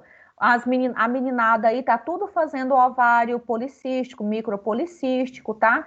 O primeiro tratamento que vai ser instituído é o uso de contraceptivo, tá? Só que não costuma ser a longo prazo, né? Especialmente se a paciente não tem intenção. Agora, se a queixa dos cistos tem a ver com muita cólica, muita menstruação e tudo, aí o uso passa a ser bastante prolongado, mas é benéfico, porque essa paciente é jovem, tá? Essa paciente é jovem, eu não tenho medo, eu não me ofende essa daí, tá? Agora, se ela é a paciente da trombose, aí vai ter que ser estudado qual é o fármaco que mais atende à necessidade dela, tá? Ah, outra coisa importante, falando de contraceptivo, alguém, eu acho que a grande maioria usa, já teve cisto na mama, nódulos na mama? Nódulos na mama? Por qualquer motivo que seja? Ou não? Não. Não? Pois é, algumas pacientes fazem nódulos na mama, não necessariamente malignos, tá? E às vezes podem ser por causa hormonal, eles também desaparecem de forma, do mesmo jeito que ele vai, ou então tem que fazer tratamento, e algumas pacientes ainda tem que retirar cirurgicamente esses nódulos, mas eu ressalto, não são malignos, são benignos, tá? Então, assim, hormônio, gente, é uma faca que tem dois lados para cortar. Tem um lado bom e tem todo um lado ruim.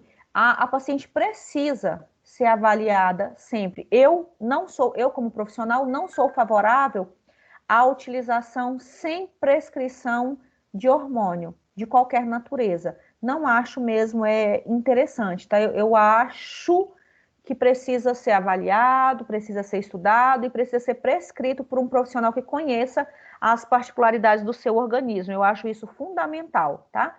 E eu quero que vocês, como farmacêuticos, tenham essa percepção de paciente, porque senão vocês vão acabar vendendo aí qualquer medicamento para qualquer paciente e é onde os problemas vão começar a acontecer para vocês, tá bom? Então, vamos lá. Aqui, ó, só um cortezinho. Professor. Oi?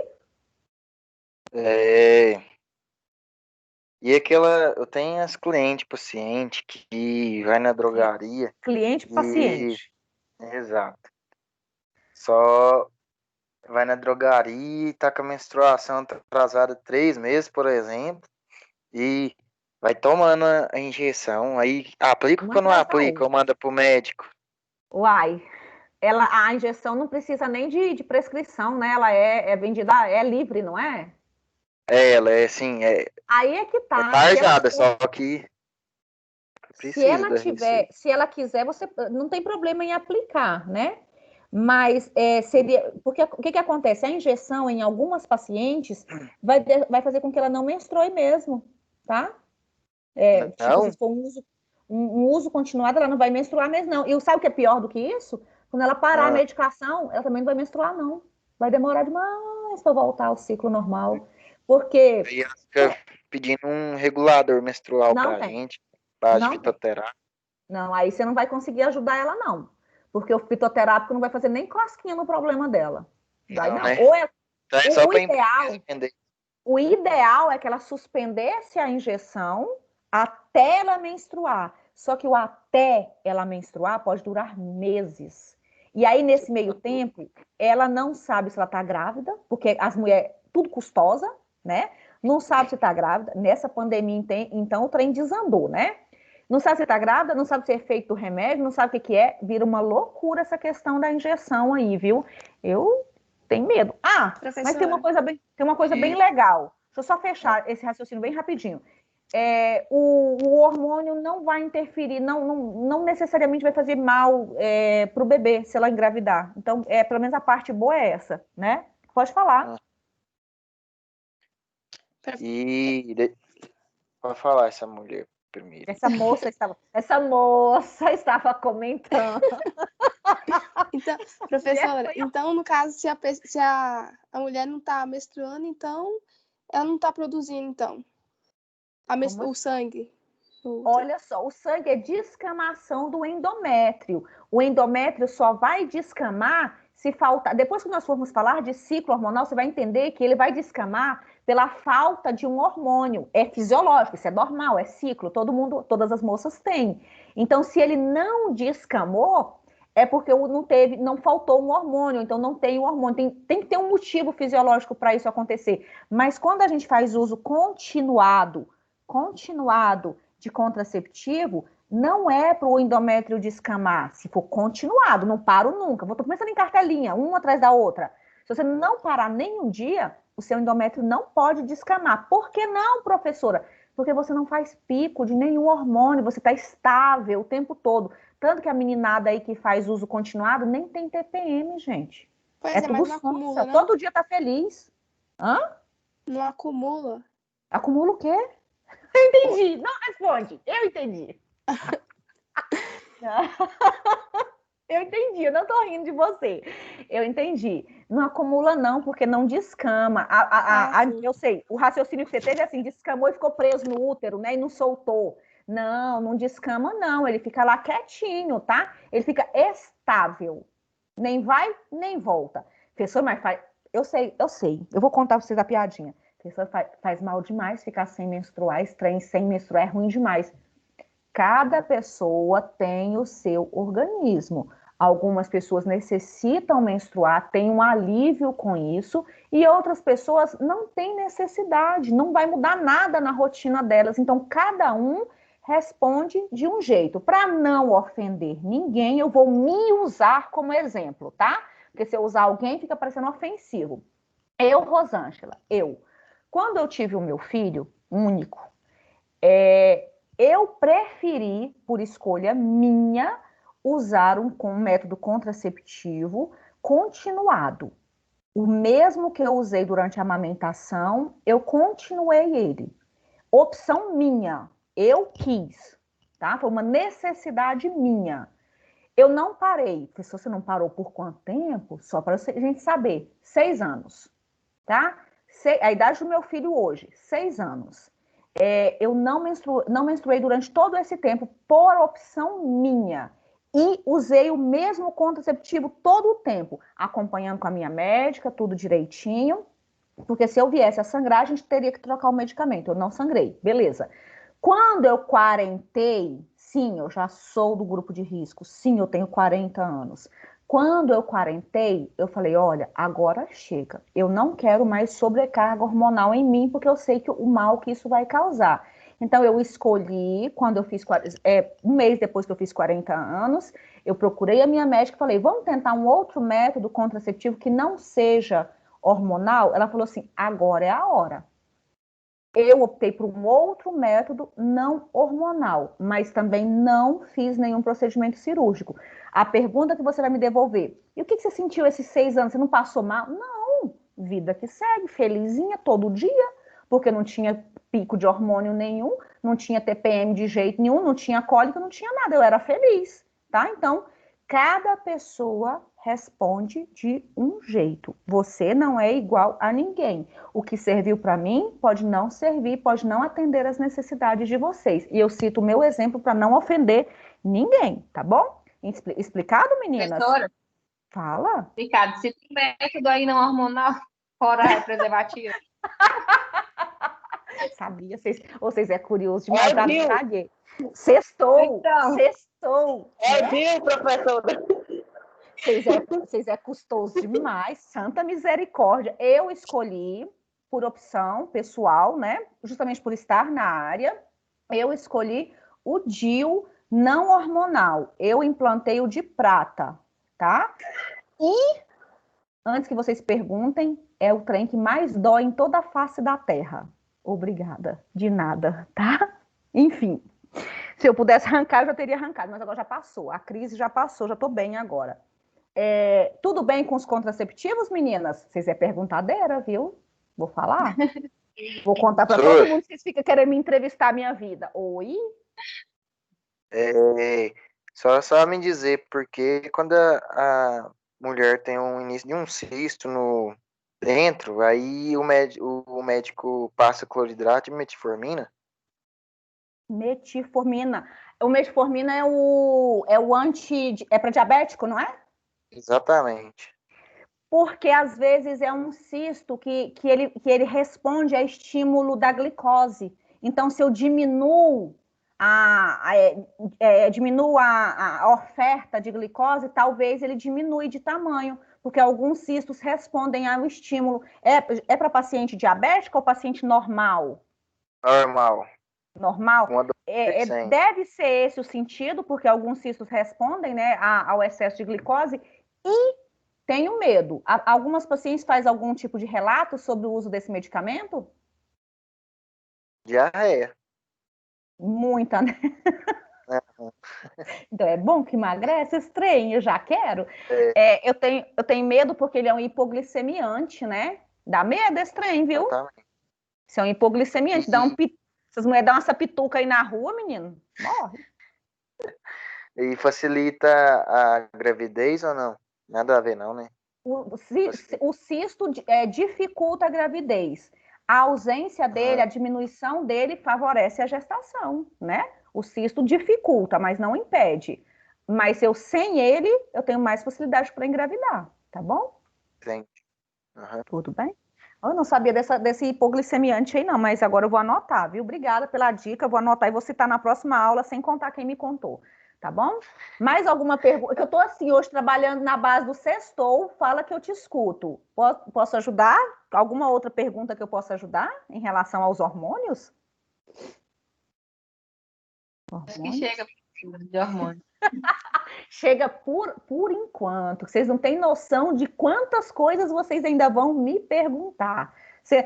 Eu não falei isso no começo. Essa é uma disciplina que talvez vocês não vão trabalhar, mas na vida, eu tenho certeza absoluta que todos os meninos e todas as meninas vão utilizar. E quando a gente for falar de infecções do trato genital, DST e IST, aí é que o bicho pega fogo mesmo, tá? Então, vamos embora. Eu queria mostrar. Eu tô falando? Pode falar, fala que eu te escuto. Quando tinha o acetato de medoxprogesterona, que era para descer a menstruação, é uma carga hormonal muito grande também no organismo da mulher ou não? É muito. Eu vou fazer só uma pausazinha e vou pegar uma água e já volto para te responder. Fica aí, tá?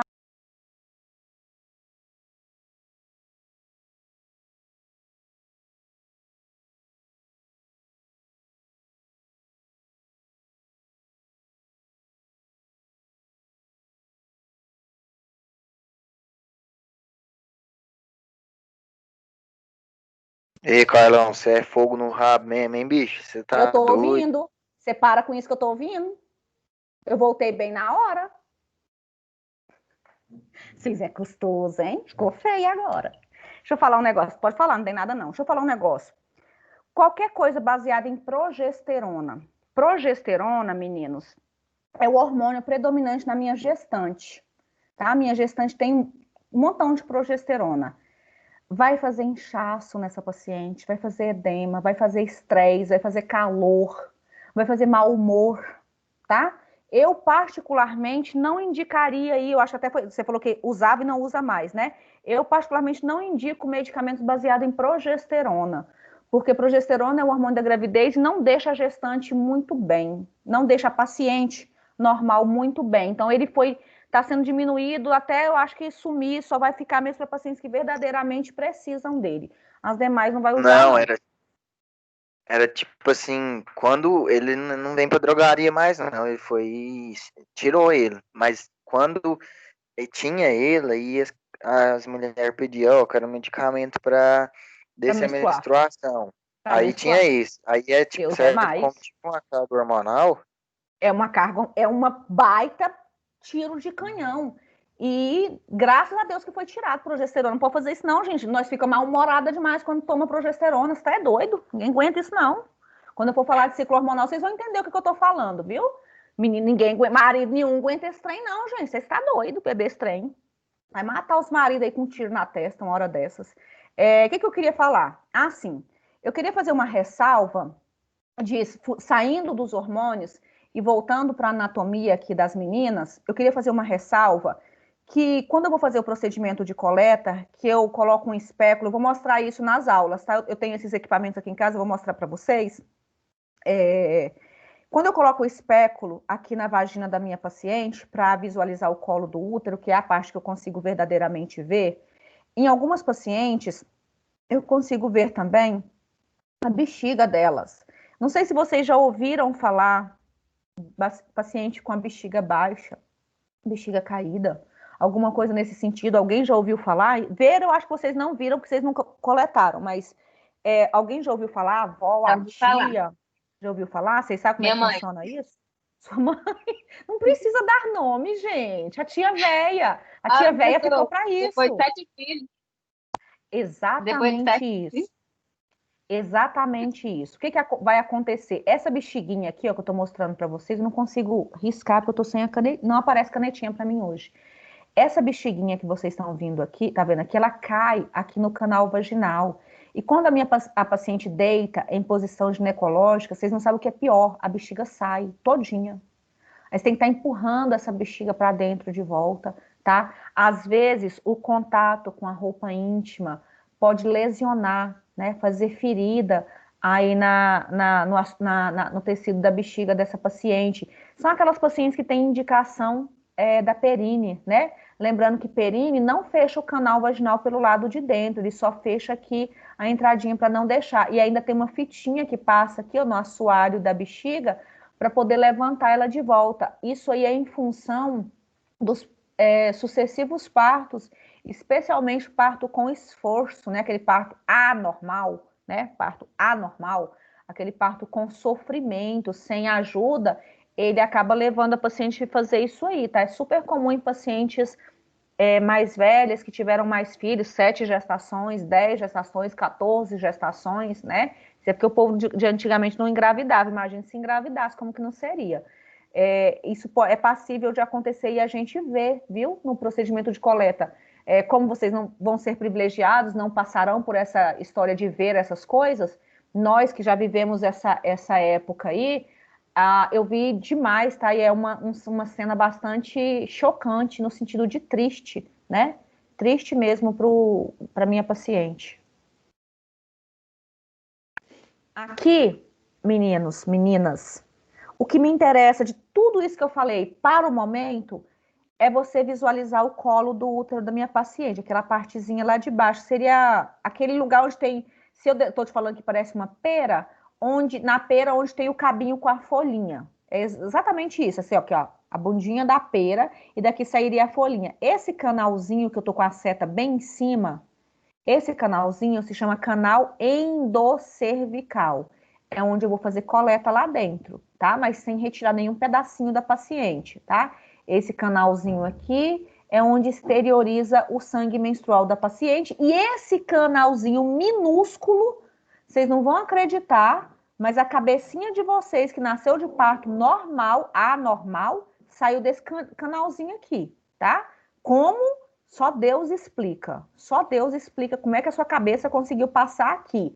Mas é daqui que a cabecinha das criancinhas que nascem de parto anormal vai sair, tá? E eu falo anormal porque não deve ser normal, tá?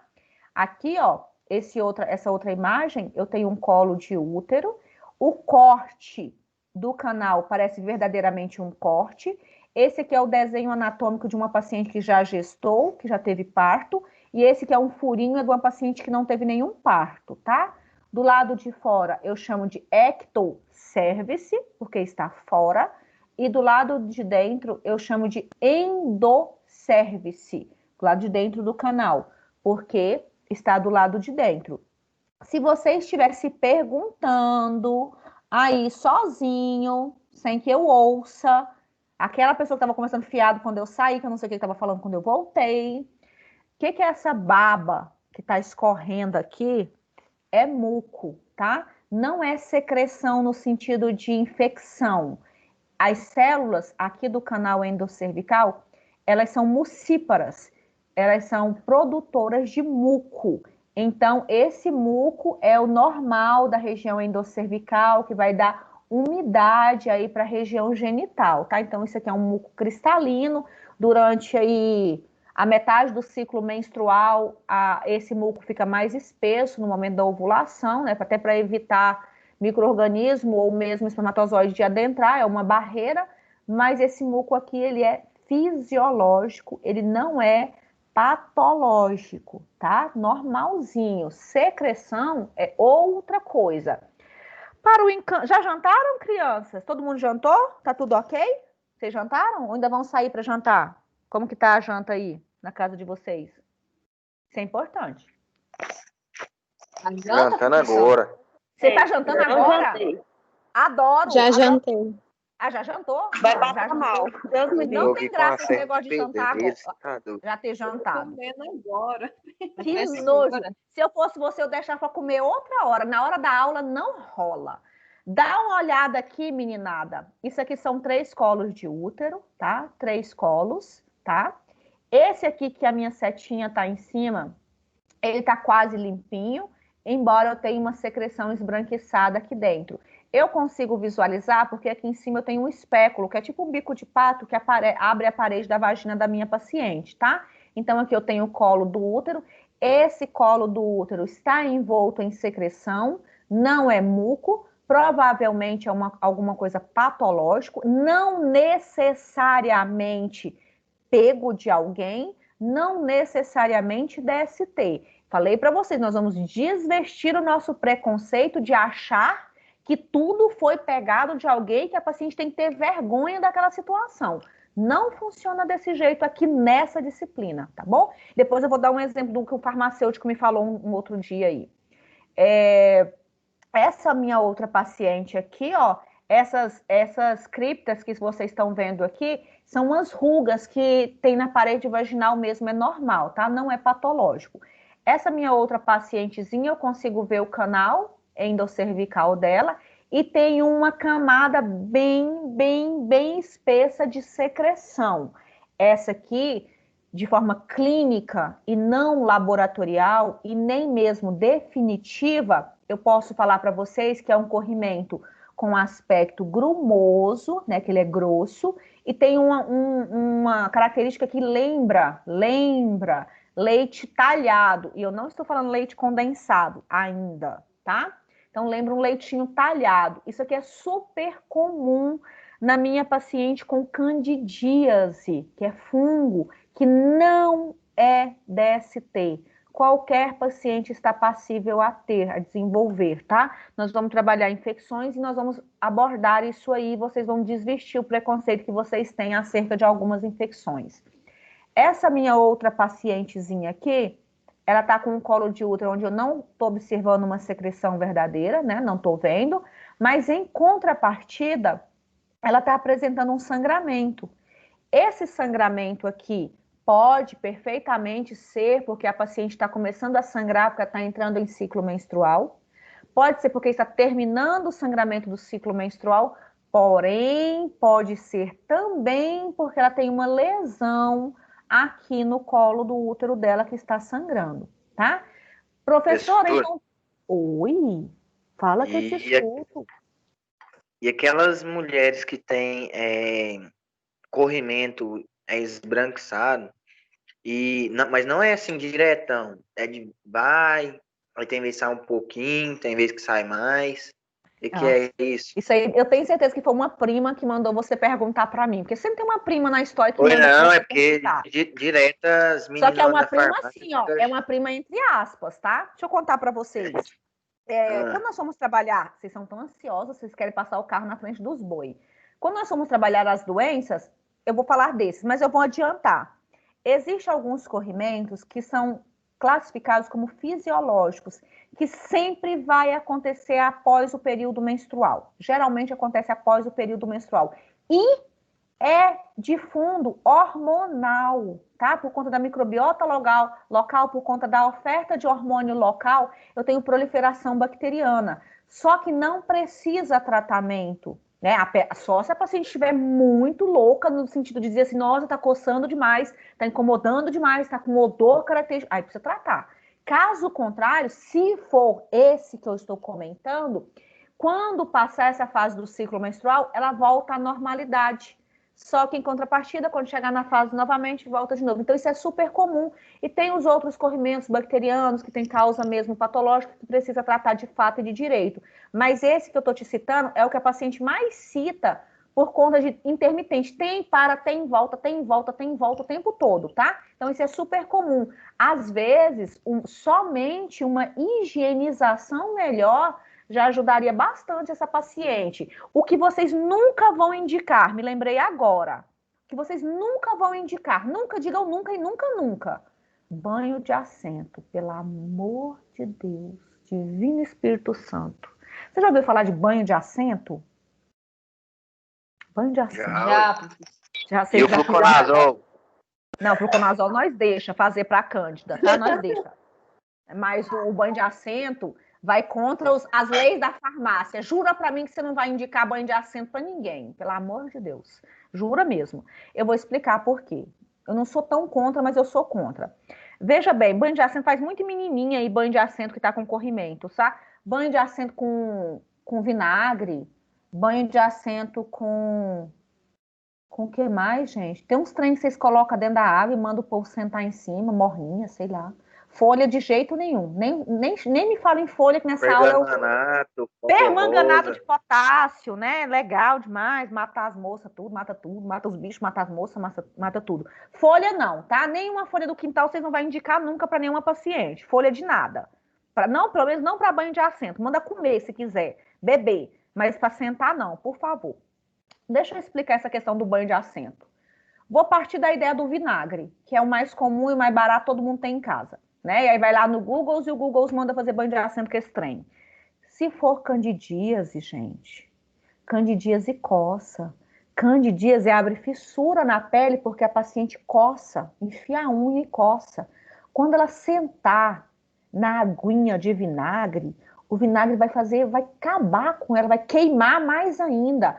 Aí ela vai falar assim, ardeu, mas melhorou. Melhorou nada, gente. Presta atenção. Vinagre não mata fungo. Se matasse fungo, nós limpava a casa da gente, era com vinagre. Presta atenção. Se vinagre matasse fungo, não precisava ter farmácia, não. Nós vendíamos vinagre para esse povo.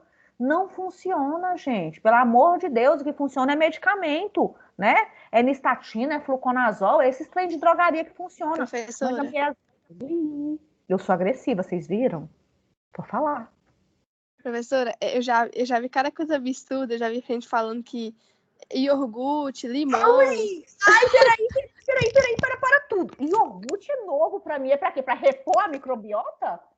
Eu ponho iogurte? Então eu vou contar pra vocês, que eu não sou túmulo pra guardar segredo. Esses dias a gente pegou em Yakult, aqueles que vêm com, vou falar a marca, vem com lactobacilos vivos, maravilhoso. Eu acho que é essa a ideia, né? Recompor a microbiota normal. A gente colocou no microscópio, não tinha um lactobacilo. Então, você está botando iogurte no lugar errado. Porque lá, nem micro-organismo vivo não tinha, tá? Então, ó, isso é porquice, gente. Vai colonizar a bactéria. Se não tinha infecção, vai virar. Você tá doido? Que ideia é essa? O que mais vocês andam colocando aí nas coisas, gente? Pelo amor de Deus. Iogurte foi o fim. Pode falar, eu tô ouvindo, não tô julgando não, tá? Tô anotando. Vocês ficaram com vergonha? Fica não, que eu não tenho, não. Então, vamos voltar no banho de assento. Então, nós não vamos indicar banho de assento para minhas pacientes. Nós vamos vender remédio para elas, da drogaria de preferência. Tá? Esse negócio de banho de assento, quando a gente for falar de verdade de infecções, eu vou falar que nós tira bicho de lixo, sabe o que é bicho? Larva. Da região aí das moças aí que fica fazendo banho de assento com folha de não sei o quê. Mas depois eu vou explicar essa ocorrência para vocês, tá? Isso é de ambiente hospitalar. Real. Depois eu conto. Então, assim, corrimento, gente, tem N causas, tá? N. Nós vamos trabalhar as mais conhecidas com vocês. Mas não necessariamente é pego de alguém. Às vezes é fisiológico, tá? Às vezes nem precisa tratamento. Às vezes só precisa mudar a higienização da paciente. Então, assim, cada caso é um caso, cada coisa é uma coisa. O que eu não gosto que a paciente vai lá na drogaria, fala que está com corrimento, o povo enfia um metronidazol, né? Metronidazol, tiro de canhão. Tasca de um metronidazol dela, às vezes não havia necessidade de um metronidazol, que eu acho ele muito forte para qualquer bactéria, ele tem o que deve ser usado com ele, e infelizmente é usado de forma equivocada, né? Então tem que ter cautela com isso aí. Outra coisa, quando nós formos trabalhar a microbiota, causadoras aí de infecções, vocês vão me fazer um compromisso de aprender o nome dos bichos e saber o que é DST do que não é, porque eu vou explicar. Esses dias eu fui numa drogaria e pedi um medicamento e falei, eu quero medicamento para bactéria fulana de tal, que não é DST. A pessoa virou para mim e falou assim, olha, vai ser bom você usar isso, e tem que parceiro, não sei o que. Eu falei, não, eu estou falando de uma bactéria cotidiana, fisiológica. Gente, a gente não pode dar essas ratas, não. Ainda mais com quem conhece o assunto. Tem que ter cuidado, gente. Tem que ter cuidado. Não você queima seu nome antes da hora. Nós não vai fazer isso, não. Nós vamos carregar o nome por muitos anos, tá, meninos? meninas, no geral? Tudo bem? É mesmo, que lá na drogaria só quer empurrar remédio para ganhar dinheiro. Não é, gente? E às vezes você vai deparar com pessoas que compreendem. E eu espero que vocês, no caso, sejam as pessoas que compreendem. Não vão aceitar qualquer coisa e não vão ofertar qualquer coisa para qualquer paciente. Não funciona. E outra coisa, medicamento é para ser vendido sob prescrição médica ou na presença aí de um resultado de exame, para a gente saber o que a gente está tratando, porque tratar no escuro, minha gente, está fazendo aí, ó, resistência bacteriana, pelo amor de Deus, tem que ter noção do que a gente está fazendo, tá? Então, nesse sentido, eu sou muito cautelosa. Eu acho que tem que ter cautela. Pessoas que me conhecem não falam para mim que remédio... Falam assim, já estou sentindo assim, o que você acha que eu bebo? Eu falo, não sei, faço nem ideia, tem nem noção. Você já foi no médico? Já fez exame? Não, então não sei o que você bebe. Não, faço nem noção, tem nem noção, tá? Então, eu particularmente não gosto de fazer indicação para esse tipo de paciente. Eu acho que não, prefiro o exame, tá? Eu sou uma pessoa moderna. Eu gosto de exame. Eu não acho que a clínica é soberana. Soberana é o meu exame. Soberano é o exame que vai te contar o que a paciente tem verdadeiramente, tá? E nessa disciplina nós estamos brigando... Peraí, só um minutinho, um minuto. Nessa disciplina a gente briga por conta de região genital. Quando eu trabalhar com vocês outras áreas, aí nós vamos brigar por outros exames. Eu esqueço essa e lembro das outras, tá? Pode falar. A fila do postinho do SUS é muito grande. Não tem dinheiro para pagar a consulta. Você acha que a pessoa vai hoje dinheiro? Aqui para mim, né? Você podia olhar aqui para mim e ver o que faz. É bem assim que vocês falam para mim. Eu não... Se tiver o exame em mãos, eu até olho. Mas se não tiver, se for só queixa clínica, eu não acho interessante, não. Eu vou explicar por quê. Que meu paciente é inteligente. Ele vai lá no Google e olha o sintoma direitinho do que ele quer o medicamento, ele vai falar para mim exatamente o que ele tem que sentir para eu falar para ele o medicamento que ele quer. Então, eu não vou fazer, né? Não vou fazer. Até porque biomédico não trata ninguém. Quem trata é farmacêutico, é médico, então eu não tenho que tratar ninguém mesmo, né? Olha só, nós temos aí uma campanha instituída e vocês já ouviram falar que a campanha tem a vacinação contra o HPV. Confere? Vocês conhecem, né? Sim? Sim, lógico. Sim. Vocês, inclusive, são favoráveis a ela, não é isso? Vocês são favoráveis? Sim ou sim? Sim. Olha só, quando começou a vacina do HPV é justamente para prevenir a possibilidade de câncer de colo de útero nas meninas, tá? Quando começou essa campanha, ela era só para as meninas. Não existia vacina para os meninos. Eu ficava muito intrigada. Falava assim, nossa, mas como que só vacina as meninas se o portador, o disseminador, também são os meninos, né? Então, a gente tinha essa queixa. Aí, logo em seguida, nos anos seguidos, vieram aí a vacina disponibilizada para os meninos. Isso é extremamente importante. Porém, está sobrando vacina no postinho para HPV. Está lá perdendo, está jogando fora. Por quê? Preconceito. Desinformação, preconceito. Por quê? Vou justificar. Se eu deixar vacinar minha filha de 9 anos, eu estou falando para ela que ela pode ter relação sexual. Gente, que ideia mais arcaica, que coisa mais retrógrada. Eu estou vacinando a minha filha porque é um ato de amor, porque eu quero protegê-la futuramente de uma possibilidade de um câncer, né? Então é para isso que eu vacino. Tinha isso, tem, professor? Oi? No nosso tempo não tinha isso. No meu tempo não tinha isso e nós... Eu não sei qual é a idade de vocês, meninada, mas nós não temos indicação para fazer a vacina, tá? Porque todo mundo que tem vida sexual ativa ou já teve algum contato sexual não tem indicação para fazer vacina.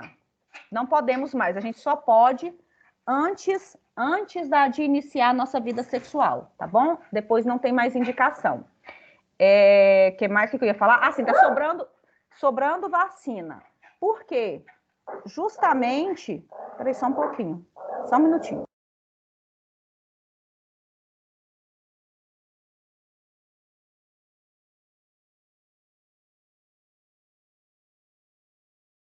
Deixa eu voltar. Justamente pelo preconceito da população, pelo desconhecimento. O que eu ouço falar é que se deixar vai incentivar. Os meninos podem, mas as meninas não podem. É uma coisa bem assim, a gente vai trabalhar a ideia de vacina, tá? Se nós tivéssemos vacinado toda a nossa população, quem sabe os nossos índices de câncer seriam bem menor. Nas próximas aulas eu vou trazer a estatística do INCA de câncer de colo de útero para vocês terem noção. É uma coisa prevenível, porém os nossos números ainda são alarmantes, tá? Os nossos números para câncer de colo de útero ainda são muito, muito, muito alarmantes. Infelizmente, ainda mata demais, apesar de ser uma coisa que eu poderia prevenir aí realizando os meus exames de rotina. Mas, infelizmente, né? Santo de casa nem faz milagre. Infelizmente mesmo. Que mais? Mais alguma dúvida que eu possa ajudar vocês, meninos? Hoje? Nessa noite de sextou? Oi. Por enquanto, Tá tranquilo? parecido. Está light? Está light? Está light? Ah, Que bom, tá bom? Porque, tendo dúvida, estamos aqui para resolver. Nossa, já acabou, como assim? Eu estava indo tão bem, estava indo gostando. Quando eu começo a gostar do trem, a aula acabou, né? Compreenderam o conteúdo? Professor. Oi? Oi? Fala comigo. Eu não sei o que você falou. Vou continuar. Quando as aulas são interessantes, elas terminam bem rápido. Lembretes para vocês. Primeiro, participar da aula. Acho que hoje a aula foi bem legal, porque muita gente conversou comigo. Eu quero que os que não tenham conversado comecem a conversar comigo, tá? Tirar dúvida e coisa e tal. Eu só entendo que vocês estão participando se vocês falarem comigo. Se vocês ficam em silêncio, eu entendo que vocês não estão entendendo nada, não está nem dando moral para mim. O que eu falei da disciplina? De repente você não vai trabalhar com isso, mas eu já vi que muita gente já orienta muita gente por aí. Então, você, de repente, não vai trabalhar com o exame, mas vai trabalhar com a orientação. E eu vejo isso cada vez mais presente depois da farmácia clínica. Vejo isso muito. Eu sonho em encontrar vocês atendendo, é um sonho meu. Não sei nem se vocês vão tender para esse lado, né? Porque eu não conheço nenhum farmacêutico que atende ainda. Vocês precisam acessar o AVA da nossa disciplina. Lembra que esse semestre a presença de vocês está engajado na participação na aula, na presença na aula e no acesso ao portal de vocês. Não sei se já está normalizado, né? Participar da aula é todos esses corpos presentes que estão ali, mas não falaram comigo. E participar na aula foi o que os corpos presentes abençoados fizeram comigo hoje. Não me deixaram me sentir sozinha. Falaram bastante comigo. Eu achei muito legal isso. Eu gosto disso, tá?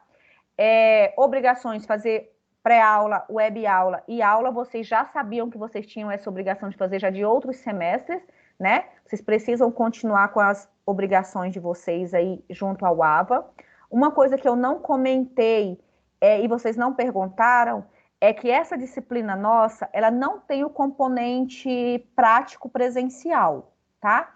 Ela não tem, tem bastante tempo que ela não vem contemplando prática, embora eu sinta muita necessidade de fazer a aula prática, pelo menos a de coleta para vocês, mostrar a coloração, mas ela já não vem mais nesse molde há muito tempo, porque a gente entende que os profissionais de hoje, pouquíssimos, a não ser a enfermagem ou o próprio médico, vai realizar o procedimento de coleta. A gente, no máximo, vai orientar como é que faz, mas fazer o procedimento de coleta mesmo, poucos de vocês, eu acho que terão contato com isso aí, dependendo muito da região onde vocês vão atuar. Então, eu sinto falta, mas não é uma coisa que me prejudica em nada, tá bom? Eu acho que funciona. Então, ela vem no formato totalmente teórica. Não faz com que a disciplina seja menos importante ou menos interessante. Para quem verdadeiramente prestou atenção, viu que a gente vai levar muito disso aqui para a vida. E é isso que eu espero, plantar em vocês uma sementinha de saber tratar o paciente desses problemas que a gente vai trabalhar aqui nessa disciplina, tá bom? Eu espero que vocês também tenham se sentido à vontade para perguntar, esse sentido à vontade com a forma que eu expresso para falar com vocês. Eu sou mesmo isso, essa explosão de falar muito, de falar do meu jeito, de forma que vocês compreendam, tá bom? Tudo bem? Tudo bem, gente? Tudo certo. Entendemos. Tá atendendo? Todo mundo entendeu? Tudo ótimo, todo mundo entendeu tudo? Tudo bem. Quem é esse, gente? Esse engraçado. Eu vou... É o Juan, professor. Quem? Juan? Juan. Juan de qual série? Que eu vou reprovar ele. Dá um nome completo. Juan, já achei o Juan aqui. Eu vou baixar a lista de presença exatamente neste momento. Eles estão sendo avisados que eu vou baixar a lista de presença agora. Tem 26 alunos na sala, tá bom? Então, todos esses... agora, acabei de baixar, nesse minutinho, a lista de frequência de vocês, tá? Apareceu meu nome aí agora? Peraí que eu vou olhar para você, só um minutinho. Deixa eu ver se tem alguém sem nome. Não, tá todo mundo com nome. Ah, tem um sem nome, hein, gente? Eu não sei quem é o sem nome aqui. Não sei quem é. Fala comigo, João. Acho que quem tá com o microfone aberto, usuário desconhecido. Aí, na próxima aula, você pede para eu olhar a lista. Eu vou abrir a lista e ver se tem o seu nome na aula de hoje, tá bom? Lembrando que a gente vai migrar para o AVA. Eu não sei se já é a semana que vem, eu não sei quando vai ser. Ah, uma coisa que eu deixei aqui no último slide, e eu não mostrei para vocês, mas eu quero voltar aqui e mostrar aqui no último slide. Não é aula não, né? Conteúdo também não, tá bom? Nossa, no meu não dá para ver. Não sei se o de vocês veem. Deixa eu abrir aqui. Só um minutinho.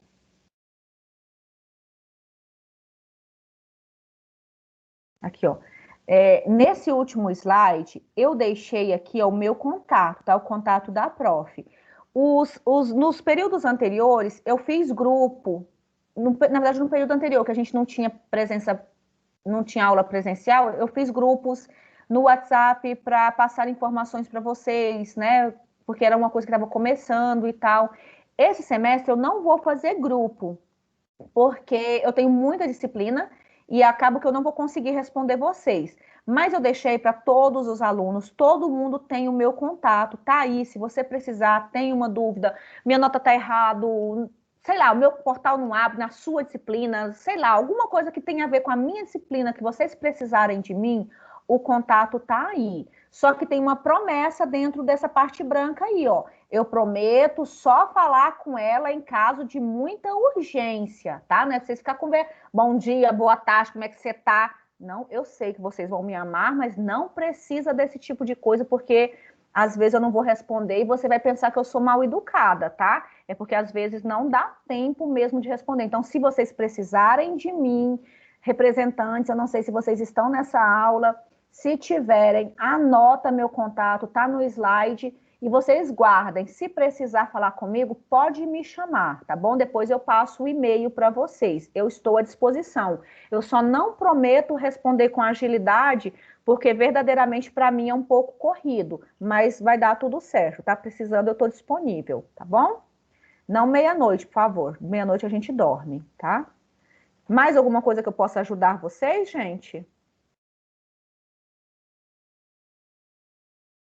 Falou tudo já, professor. Falei tudo por hoje, né? Sextou, né, gente? Você viu que no meu primeiro slide é sextou, mas vocês não sextarão, né? Então, eu vou me despedir de vocês já podem sair, cuidar dos lares de vocês, e nós nos vemos sexta-feira que vem. Não faltem, porque eu vou estar aqui aguardando vocês, tá bom? Um beijo, boa noite para todo mundo. Boa noite. Boa noite. Boa noite. Boa noite. Boa noite. Boa noite. Boa noite. Boa noite.